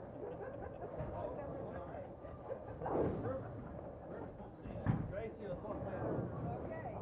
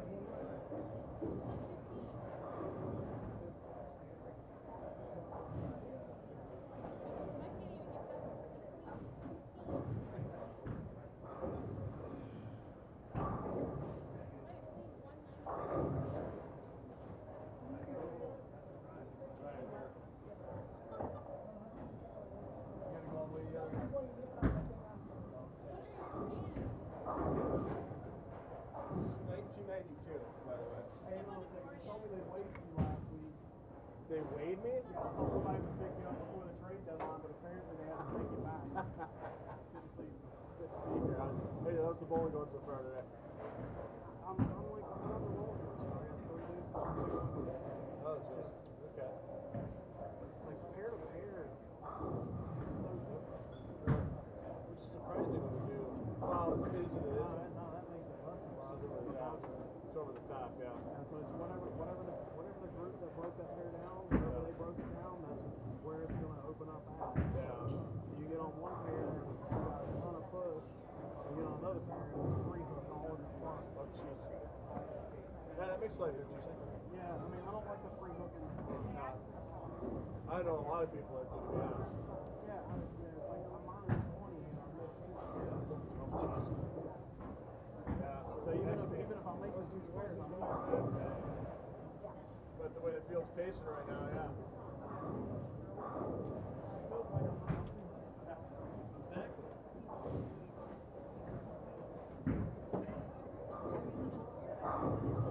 All the guys started with it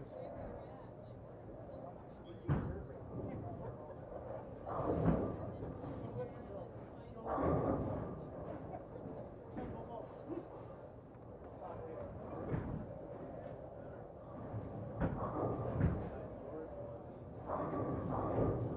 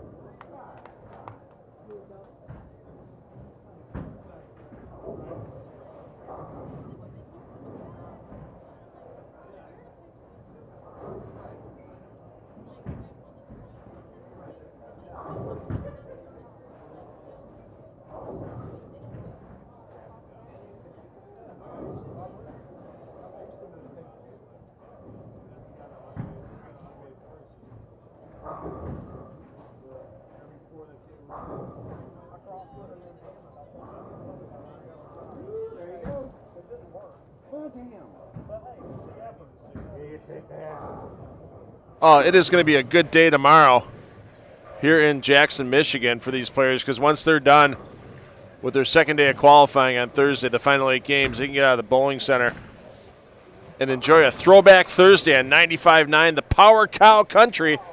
That's right, the Power Cow gives you your best retro and vintage country hits here in Jackson. Throwback Thursday for these players on the Power Cow 95.9. I get to play water bits.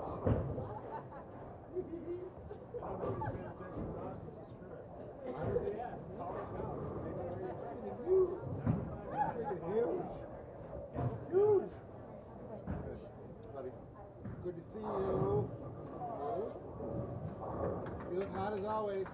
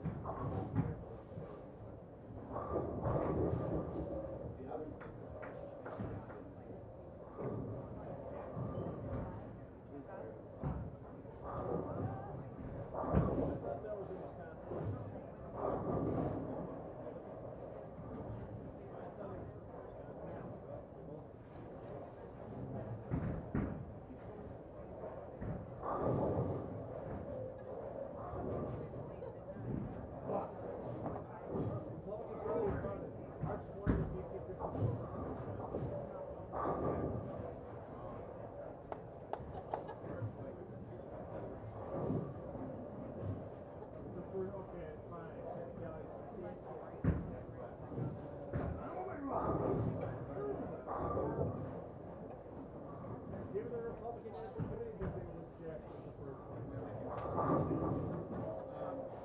very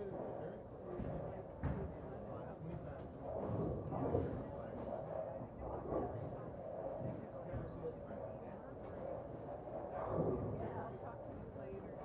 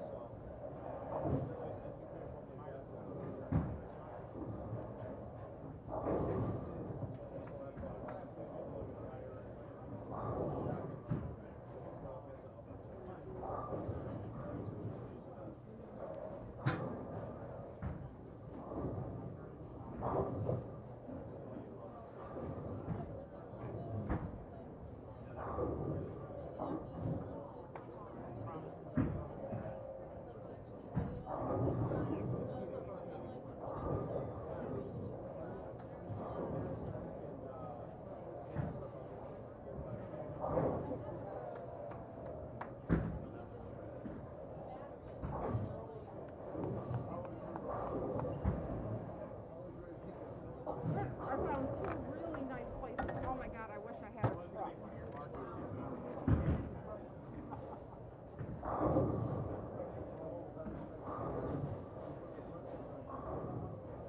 I bought a couple little small things. I did. I tried to hide them.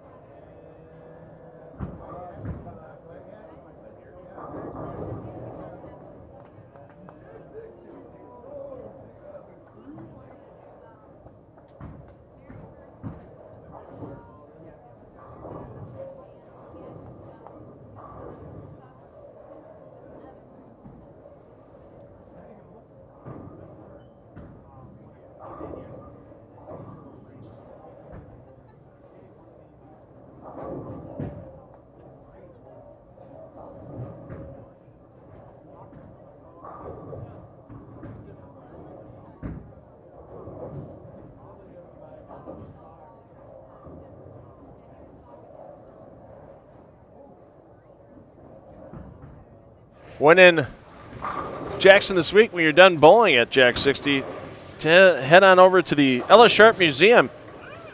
They have the Smithsonian Institute Traveling Exhibition Series going on right now with Things Come Apart, where you can see all the complex parts that have spurred revolutions in product design and functionality across multiple industries, including the bowling industry. I'm sure there's got to be like a cut-apart bowling ball or maybe a cross-section of a pin setter, some pin setter parts in that exhibition here in Jackson at the Ella Sharp Museum.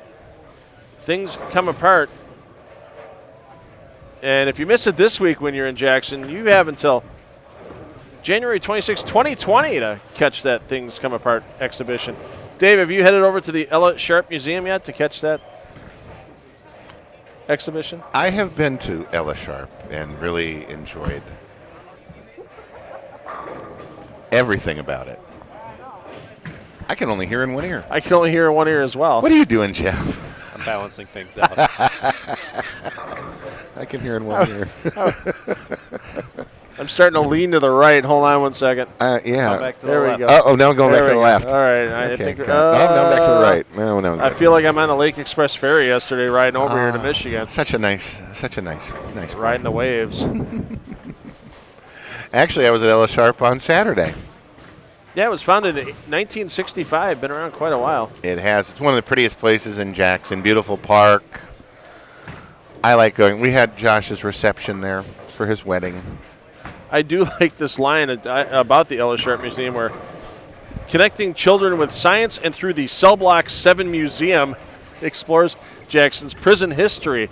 It's always a good thing to impress on the children about, what prison's like. Okay, funny story about that. We have actually one of our masking units is down on 1 and 2. It's the actual overhead of the prison of when it was built in 1875, and at the time, it was the largest prison in the world. Oh, wow. And I don't know what that has to say much about, Michigan. We were a bunch of crazies. But if you look, all of my bowlers, if you look out there, you see, welcome to Jax 60, best leagues in town, great family fun, all the little expressions on the thing. Well, when we accidentally put the masking unit in, we put great family fun underneath it. Underneath the prison? So the prison Beautiful. is in this position where it says great family fun. We didn't even realize it at the time. It was kind of comical. But Yeah, because looking over on lanes 53 and 54, nothing like putting out a fire that can really, keep a family together and have a good time with that fire engine right above the great family fun. Yep, that is the first. That is a picture of the first mechanical fire engine that they had in Jackson. 1920 something, 19 teens. Hard to tell from the uniforms, but I'd say teens to 20s on that at a maximum. Probably. Is that for the Michigan Theater? Is that sign still outside the Michigan Theater? Absolutely. Okay. I assume that's in downtown Jackson? Yes. Okay. May have to Beautiful downtown Jackson. have to go check that out. And then there is a some type of fountain over lanes 57 and 58. The Cascades.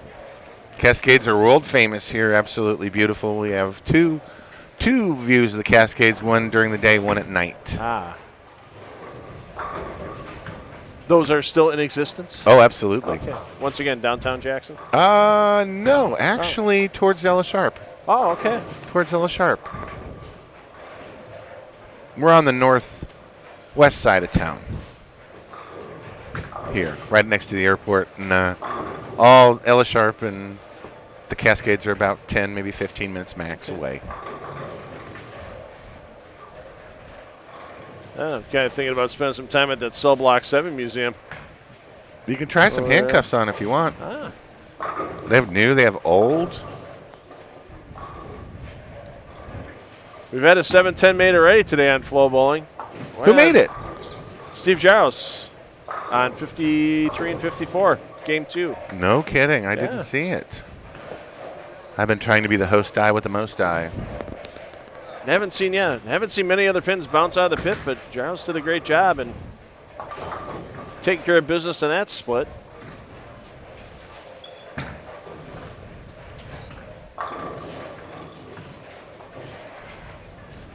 There's Danny Clark firing away. Mr. Voss. Mr. Voss right now sitting on the cut line. He is the number in 36th position currently at plus 72. Tied with Gary Kama's at that number. So 214.4 average is what's taken right now to make that top 36. Apparently we had a late withdrawal that changed the cup number from 37 to 36. Who Plus the withdrew? next 8 super seniors. James Hess. Oh, yes. Late withdrawal. So that was enough to take the cut number down by 1. Yeah, and I almost forgot to mention the extra 8 there. Cannot forget to mention the extra 8. Those PBA60 members closest to 36th position, but not actually inside the top 36. Advance to the matrix of fairness. Fairness. Ooh, there's a wow. I've never heard an amplified echo before. Oh, Brian Voss with the 4-9. Conversion. So Voss looking to add a few more pins to the plus this game after that conversion, but he's got a ways to go yet to secure himself well inside the top 36.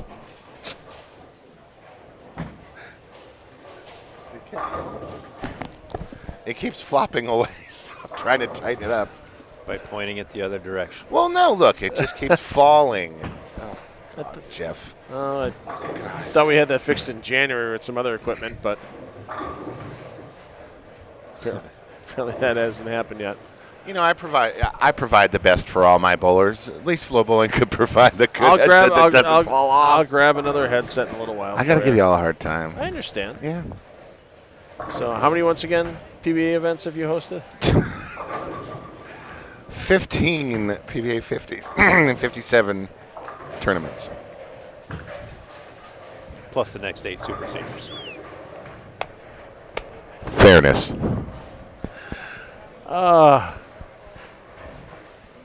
What's the after squad beverage special going to be today, Dave Small? Oh, Gotta be probably something for the players here. M43.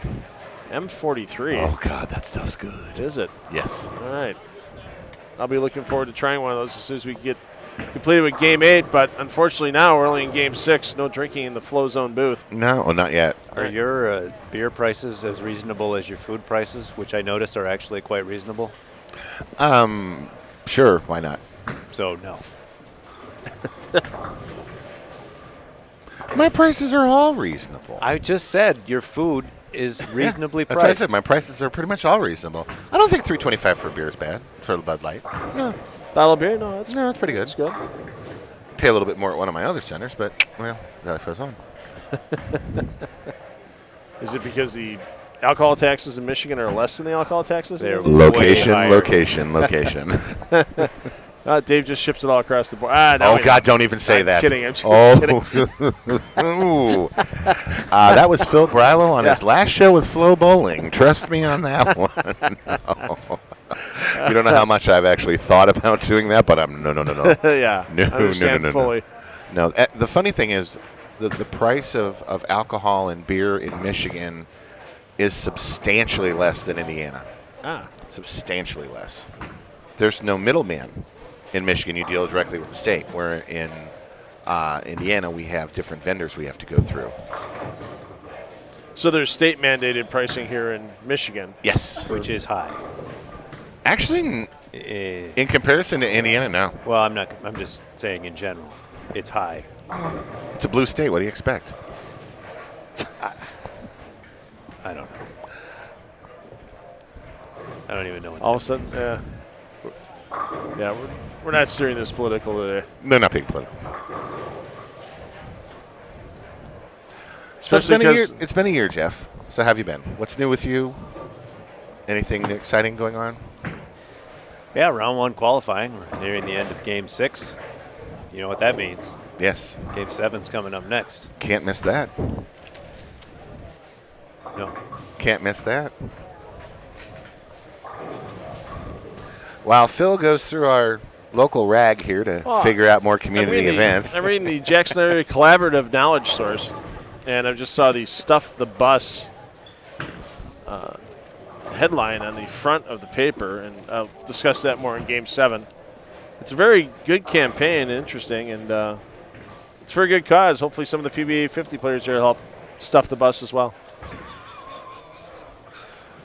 Okay, as we stuff the bus, we're going to stuff in the rest of Game 6.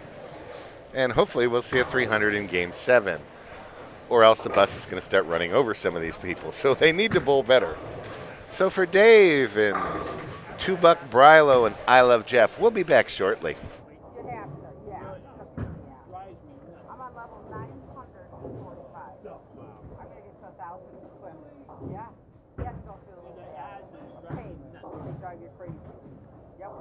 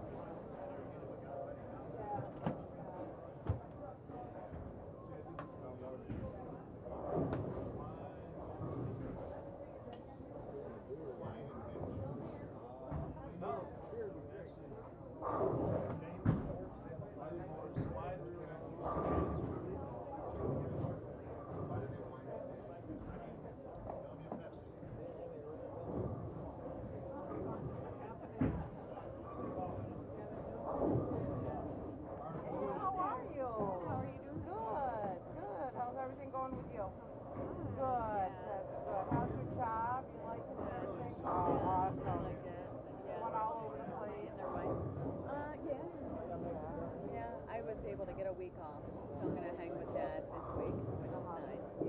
Yeah, That's nice. we're working every single day Oh, wow. just so I could get here. So Oh, really? yeah, I was like, Wow. you at least have to make me filet or something. Is your Very mom simple out girl. here? She's coming right now, actually. Yeah. How are you doing? Right, I know. Okay, I'll be right there. Your mom? She actually got the last seat out on a flight, so she's coming now. So Oh, really? You gotta go get her? I have to go get her after In Detroit? yeah. In Detroit. Yeah. So I have to go get her in a little bit. But From here. 15 minutes. Oh, Not bad. 15? 50. Oh, 50, Yeah, okay. almost an hour. Not bad. Not bad. Yeah, it was Not good to bad see at all. you. Yes, I'll you see too. around. This game 7 is good.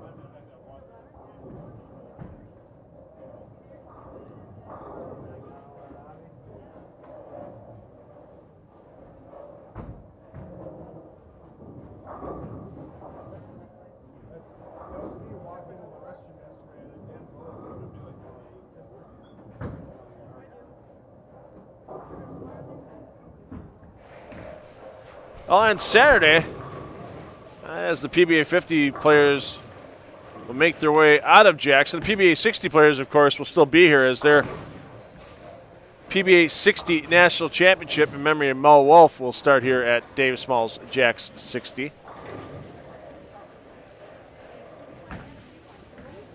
Hopefully some of the PBA50 players will get some school supplies and help stuff the bus this Saturday, August 3rd, here in Jackson.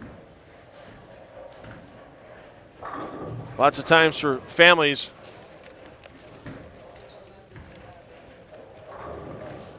It's tough for them to get all the school supplies together for their kids if they're unemployed, underemployed. And Walmart here in Jackson helping shoppers with lists of school supplies needed. And all you have to simply do is purchase those school supplies and leave it in the bin in front of that Walmart. And they can help the Salvation Army stuff that bus here in Jackson coming up this Saturday, August 3rd. And that is the Walmart on West Michigan Avenue here in Jackson. Not too far from the bowling center, so these PBA50 players, no excuses to not go out and buy some crayons, some pencils, some notebooks, some binders, and throw that in the bus to help stuff that bus on Saturday.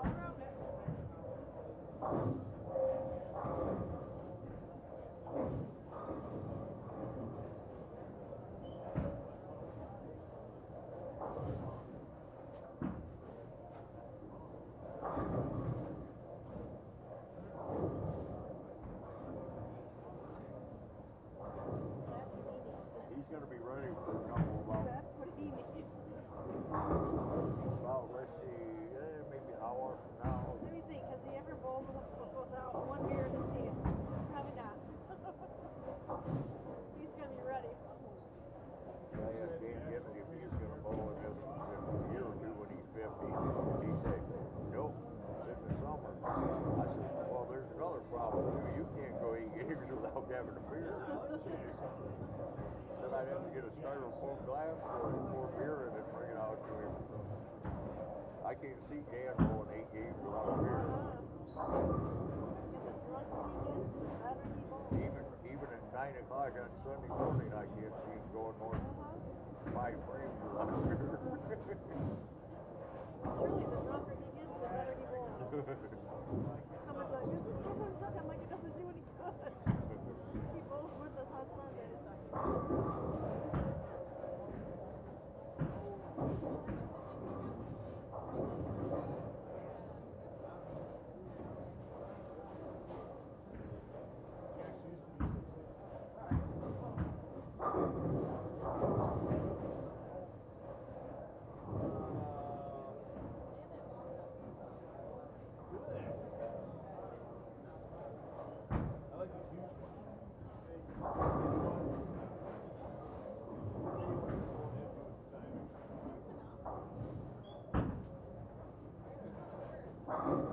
Actually, I gotta look at the prices first too.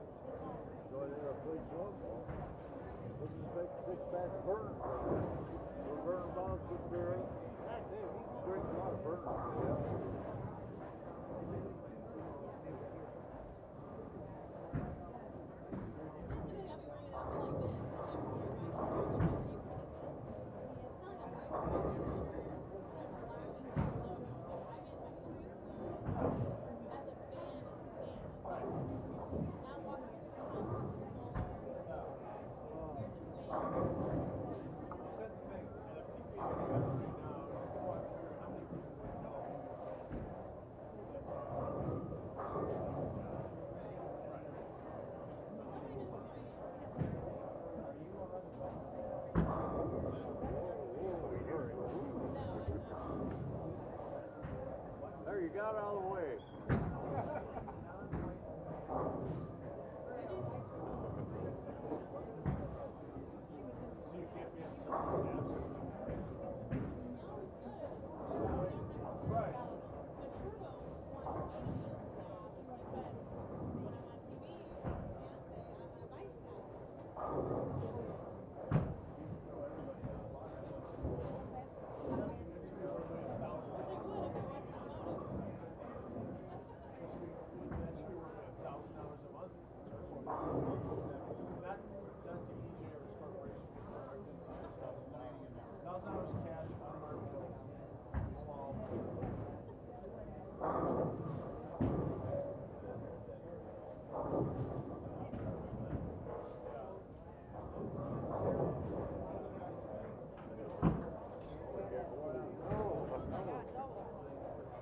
Double's not good though.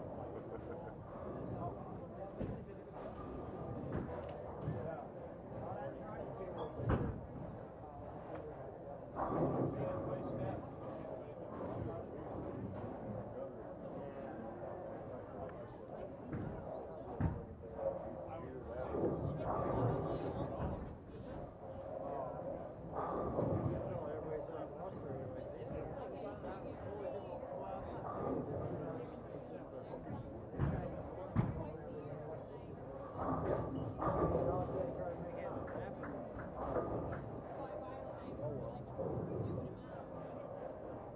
I tell Marty to get them on or like just kind of get people the heads and let them set it out there.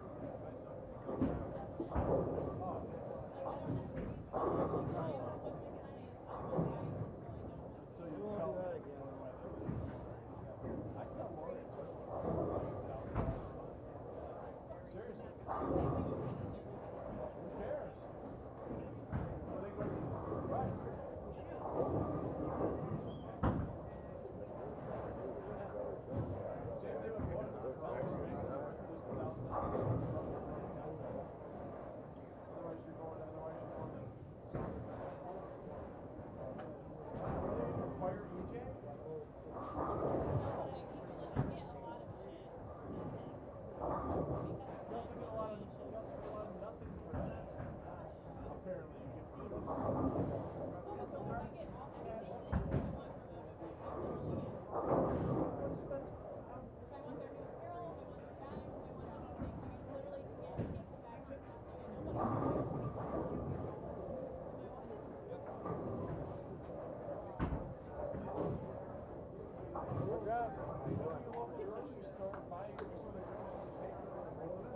Working hard.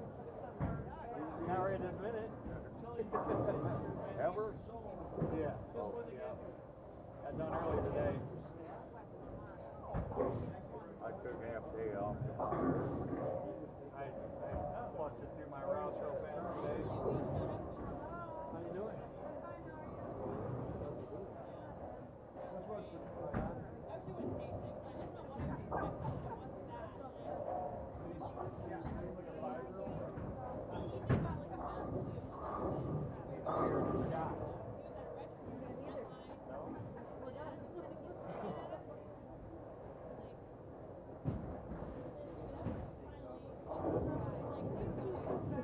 Which was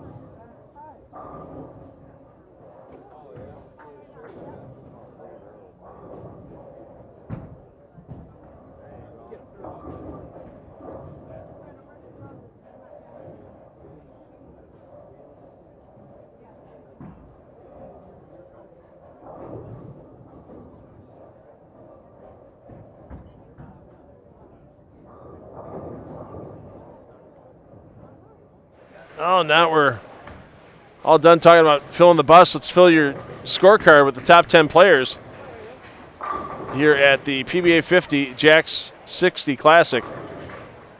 Thanks once again to Dave Small for his hosting. Thanks again to Track for being the presenting sponsor of this event. Todd Chell remains your leader, plus 284. Joel Carlson close behind, plus 246. Mark Williams in third, plus 221. Steve Drowse in fourth, plus 216. Keith Lesko in fifth, plus 214. Sullins, Foley, Schisler, Metzner, Moore round out your top 10. It takes a 230.6 average to stay in your top 10 right now. And after 6 games, it's still at 214 and change average to get you in the top 36 to have a chance at the Matrix of Fairness on Friday.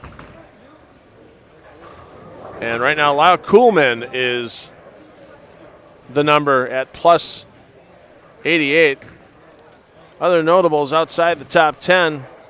Player of the Year, Walter Williams Jr. Well, technically, Michael Haugen Jr., who you see in the flows in this game, he's still technically your Player of the Year until the season's complete. But Player of 2019, that we'll talk about all next year, Walter Williams Jr. in 11th, plus 182. Brian Kretzer, 12th, plus 174. Bob Learn Jr., 13th, plus 173. Ryan Schaefer, 15th, plus 159. And the brothers-in-law on the same spot in the leaderboard, Bone and Kent at plus 144. I am $2 Phil Brillo with me, the most interesting man in bowling, literature, and video production, Jeff Goodger. Hello.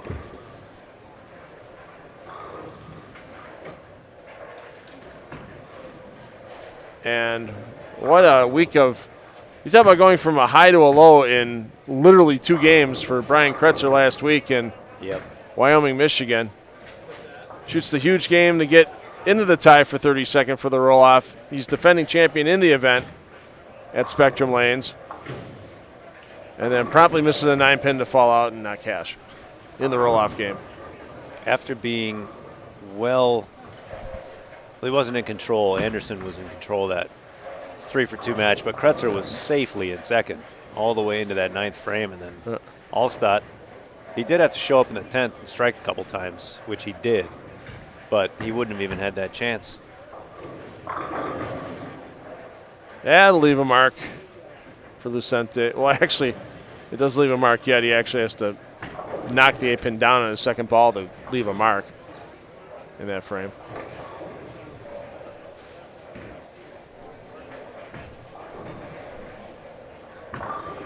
That's the best kind of mark there for Haugen Jr. And yeah, you talk about a slippery follow-up campaign to his Player of the Year season for Haugen Jr. Right now, he's sitting in 65th in the standings. He's at just plus 29 through his first 6 games.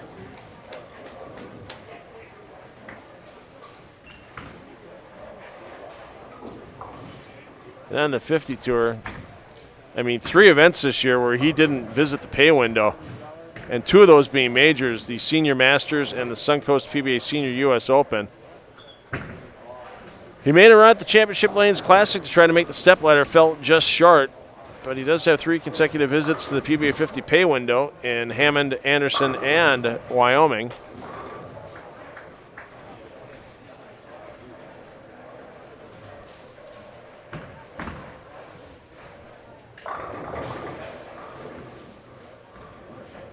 But with a runner-up finish in the PBA50 National Championship, 3rd place finish in the Hamilton Lanes Entertainment Center Open, just 2 championship round appearances for our 2018 Player of the Year. And Johnny P, that's a guy with these upcoming PBA 60 events, both here at Jack 60 and then at the Dick Weber Classic.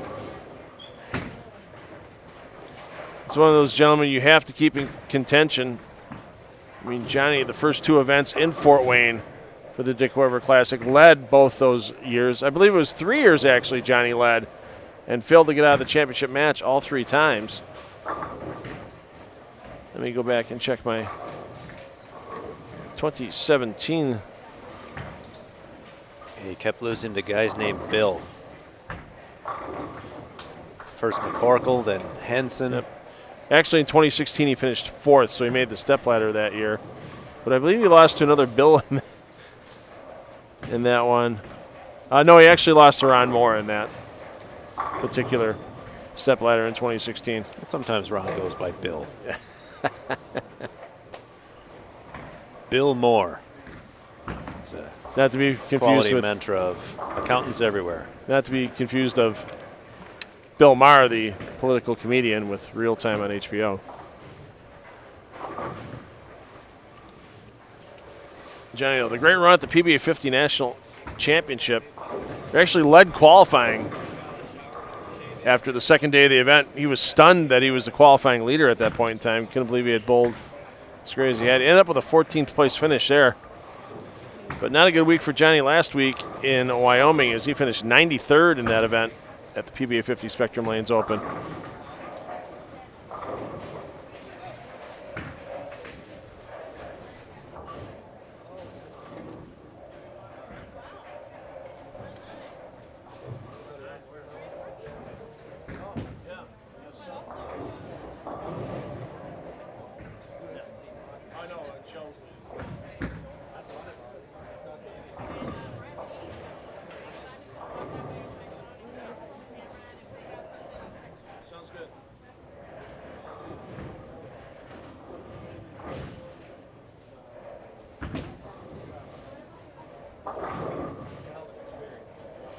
Well, we've yet to have a 300 here through the first 6 games of qualifying here in Jackson. We may have one in Game 7 over on 55 and 56.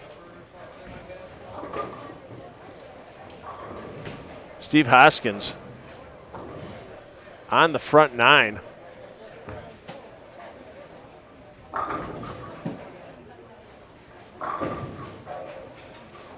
Hoskins currently sitting in 18th position, plus 138. And we'll take you over to his 10th frame when he steps up. PBA Hall of Famer inducted in 2017.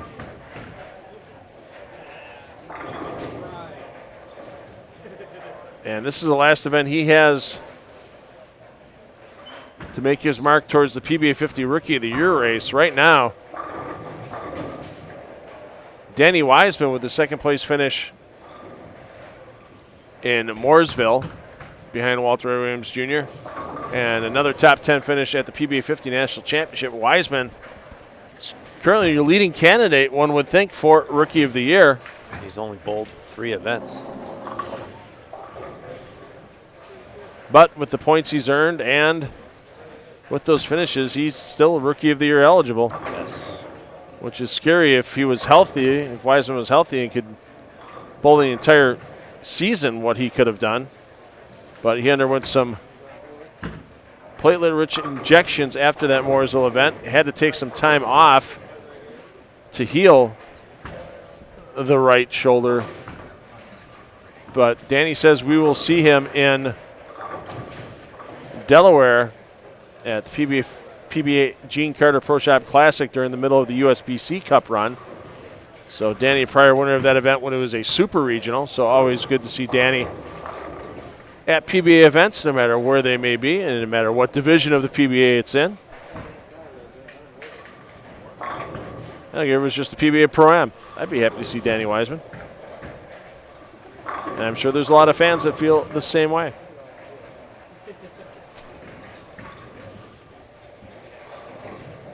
Weisman with a 10th, a 2nd, and a 15th in his 3 events this season.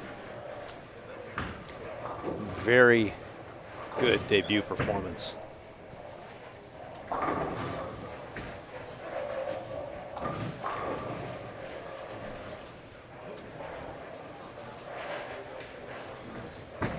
And of course, Weisman, one of those players that gives back a lot and runs a great scholarship tournament for youth bowlers out in the East Coast and Maryland during the month of October. Danny Weisman Scholarship. Search for that on Facebook, and you can get all the information on that event. After Eels shoots, Hoskins will give way to the players on adjoining pairs and then begin his effort towards perfection. Well, he began that 9 frames ago.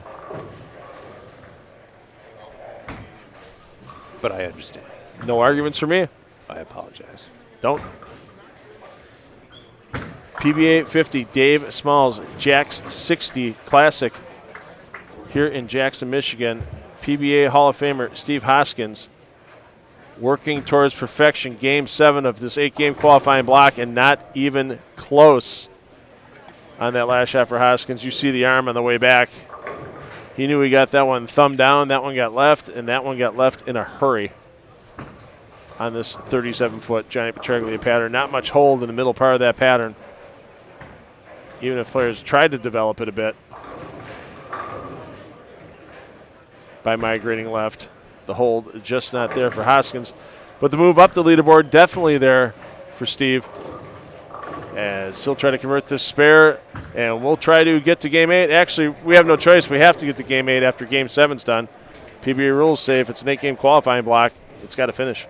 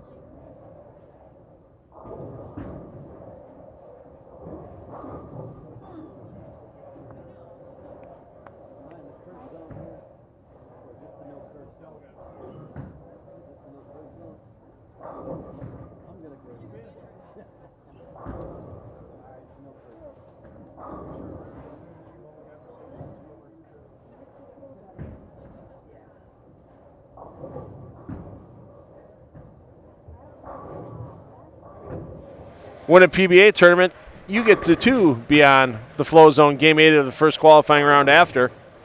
At least if you're Eugene McCune, that's the case. Our winner over Lenny Borsch Jr. at the Spectrum Lanes Open.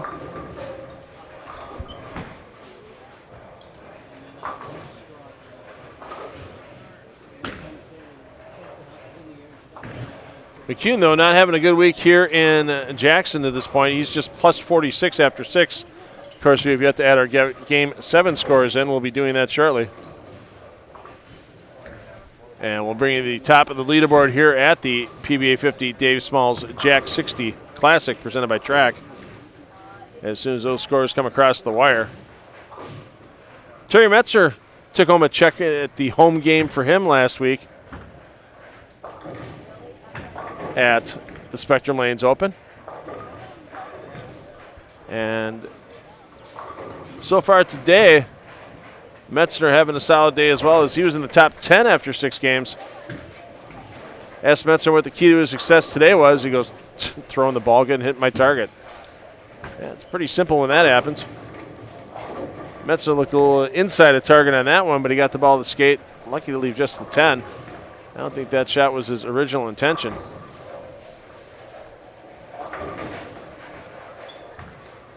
Once again, coverage here on FloBowling continues tomorrow for the PBA50 David Smalls Jax 60 Classic. 11 a.m. Eastern Time, your start time for the final 8-game qualifying block, and after the players have obtained 16-game qualifying totals, we will make the cut to our top 36 and the extra 8 PBA 60 players that will advance to the Matrix of Fairness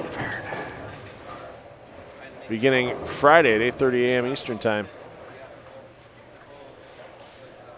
This may be the last day of July. We've brought you a lot of PBA bowling in July. Oh, just you wait. So much bowling coming up for the PBA in August. Between the end of the PBA 50 Tour, the end of the PBA 60 Tour, and the heart of the USBC Cup schedule. You're going to be watching so much bowling. You may have dreams about me and FloBowling when you fall asleep at night. I already do, Phil. In your case, Jeff, if I'm in those dreams, I would call them nightmares. I do. Because nightmares are dreams.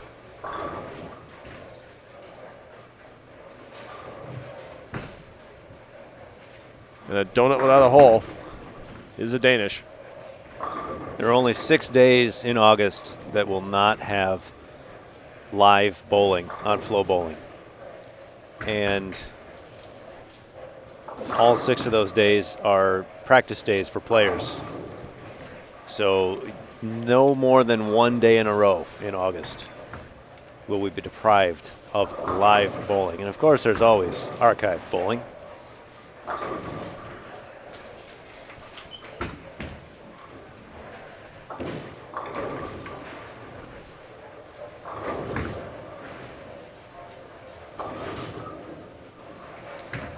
Every single game of the over 1,100 games of bowling already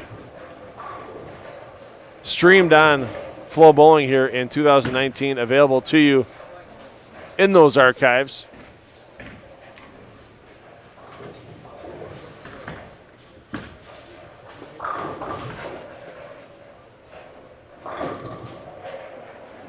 As so far in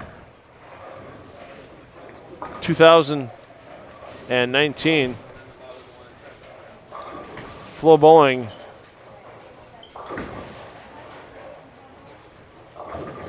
has brought you 1,158 games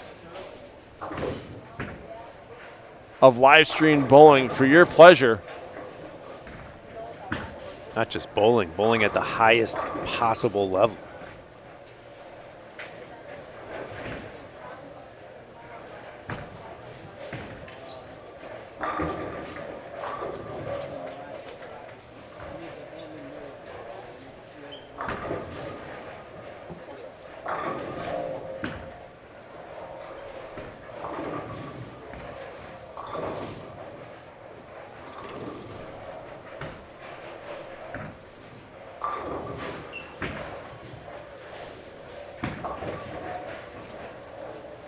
And you have seen 13 PBA 50, or the Teen Masters tournaments that have determined champions and been able to watch those events from start to finish here on FloBowling. There's one of those champions, Kuhn. Got a 9 count in the 4th. And of course, the other champions that were crowned on Sunday here on FloBowling. And what a final game it was. That position round at the Striking Against Breast Cancer mixed doubles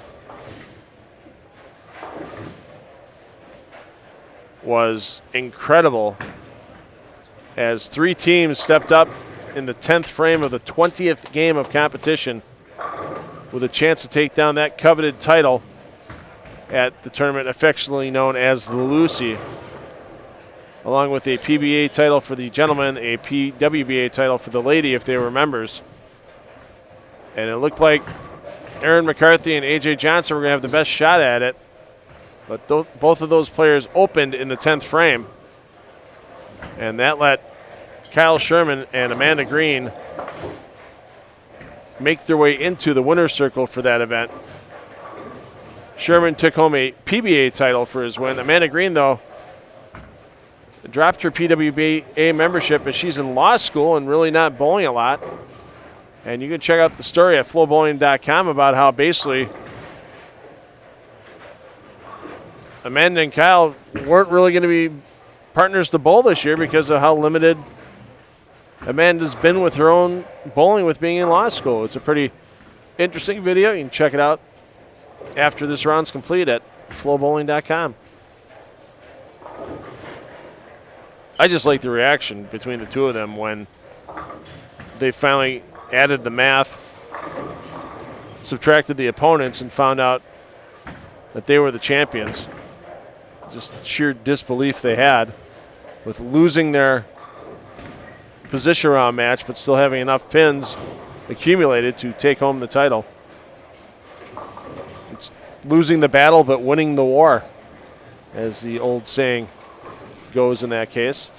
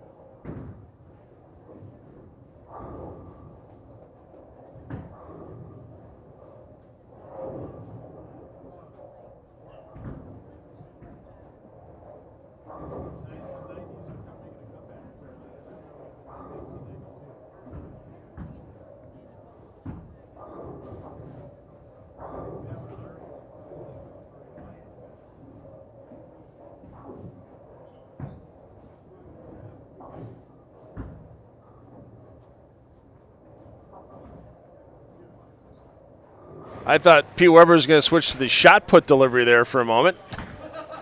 But Pete does the full hold up. And he'll take a second attempt at the lanes. Let's give you the 7-game scoring update. As Weber sitting currently in 52nd position, well outside the cut at plus 69. Joel Carlson and Todd Schell have been battling back and forth for the lead. You can give it right now to Joel Carlson by just 4 pins over Schell, 282 to 278 to the positive. Watch out now. Here comes a bunch of other players right behind. Steve Jaros at plus 259. Mark Williams plus 256. Brian Kretzer plus 254. Round out your top 5. Lesko, Sullins, Foley, Hoskins, and Schisler. Round out your top 10. Schisler at plus 203. And Harry Sullins. Somebody put a match to Sullins the last 3 games after shooting 190 in game 4. Sullins 243, 255, 246 to get back well inside the cut number in the 7th position at plus 247. Walter A. Williams Jr., though, hanging just outside the top 10 and 11th, plus 198. Ron Moore, plus 187 and 12. Bobler and Jr. on 53 and 54. Bobler and Jr. sitting at plus 178. Nice to see Bob's wife, Stacy Learn, out of the Witness Protection Program, watching Bob this week.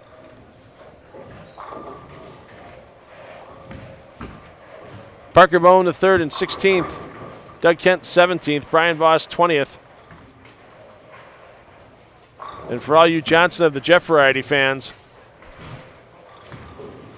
Jeff Johnson at plus 137.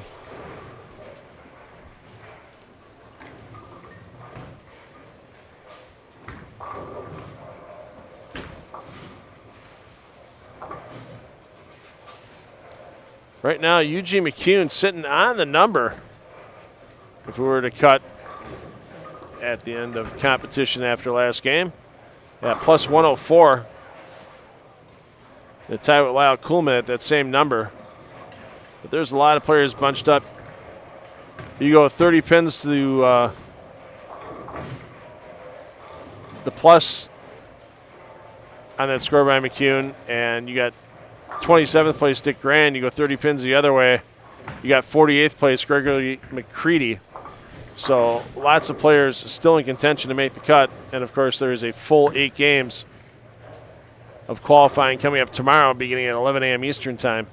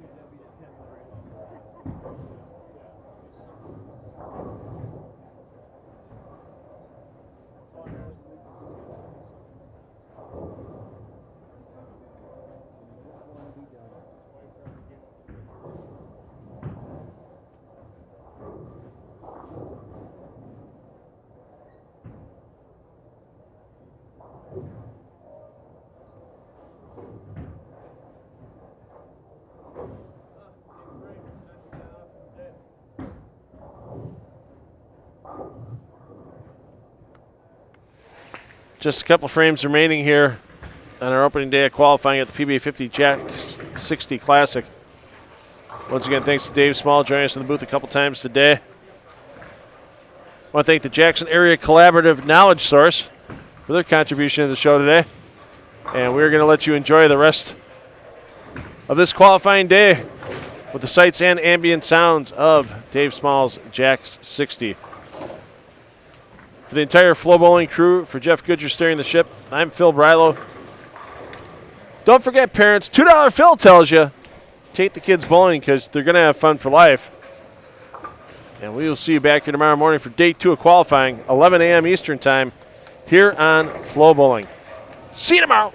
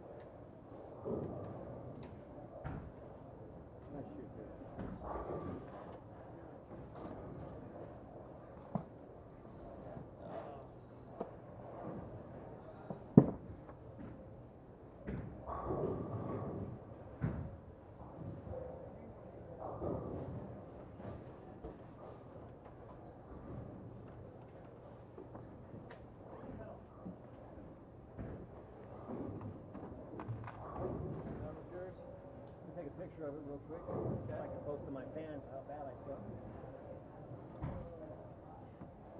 And that way Storm knows I'm doing my job.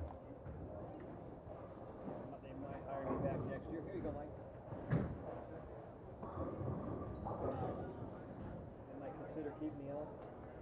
At least I post good positive thoughts when I don't strike. Try. Today's going to be something about a dog and a fire hydrant, though. That's going to be my post today. I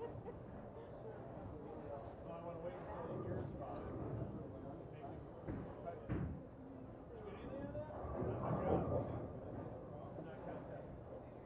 I think that's fitting.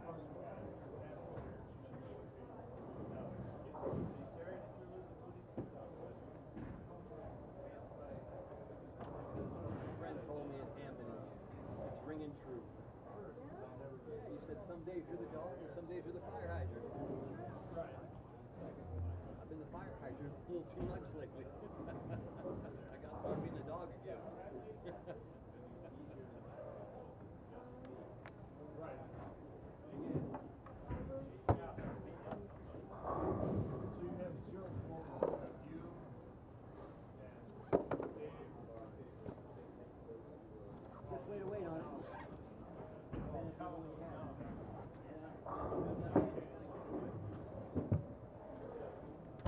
I enjoyed the class. I didn't enjoy the report.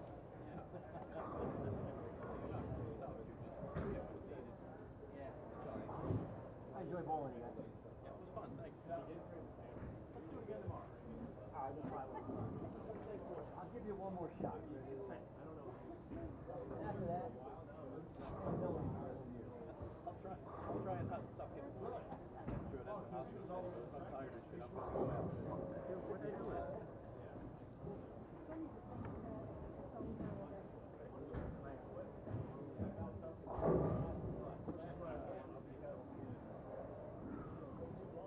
They tightened up. Yeah, I just back kind of tightened up on me. I couldn't stay down with the shot. Wasted. Had 6 good games and the last 2 killed.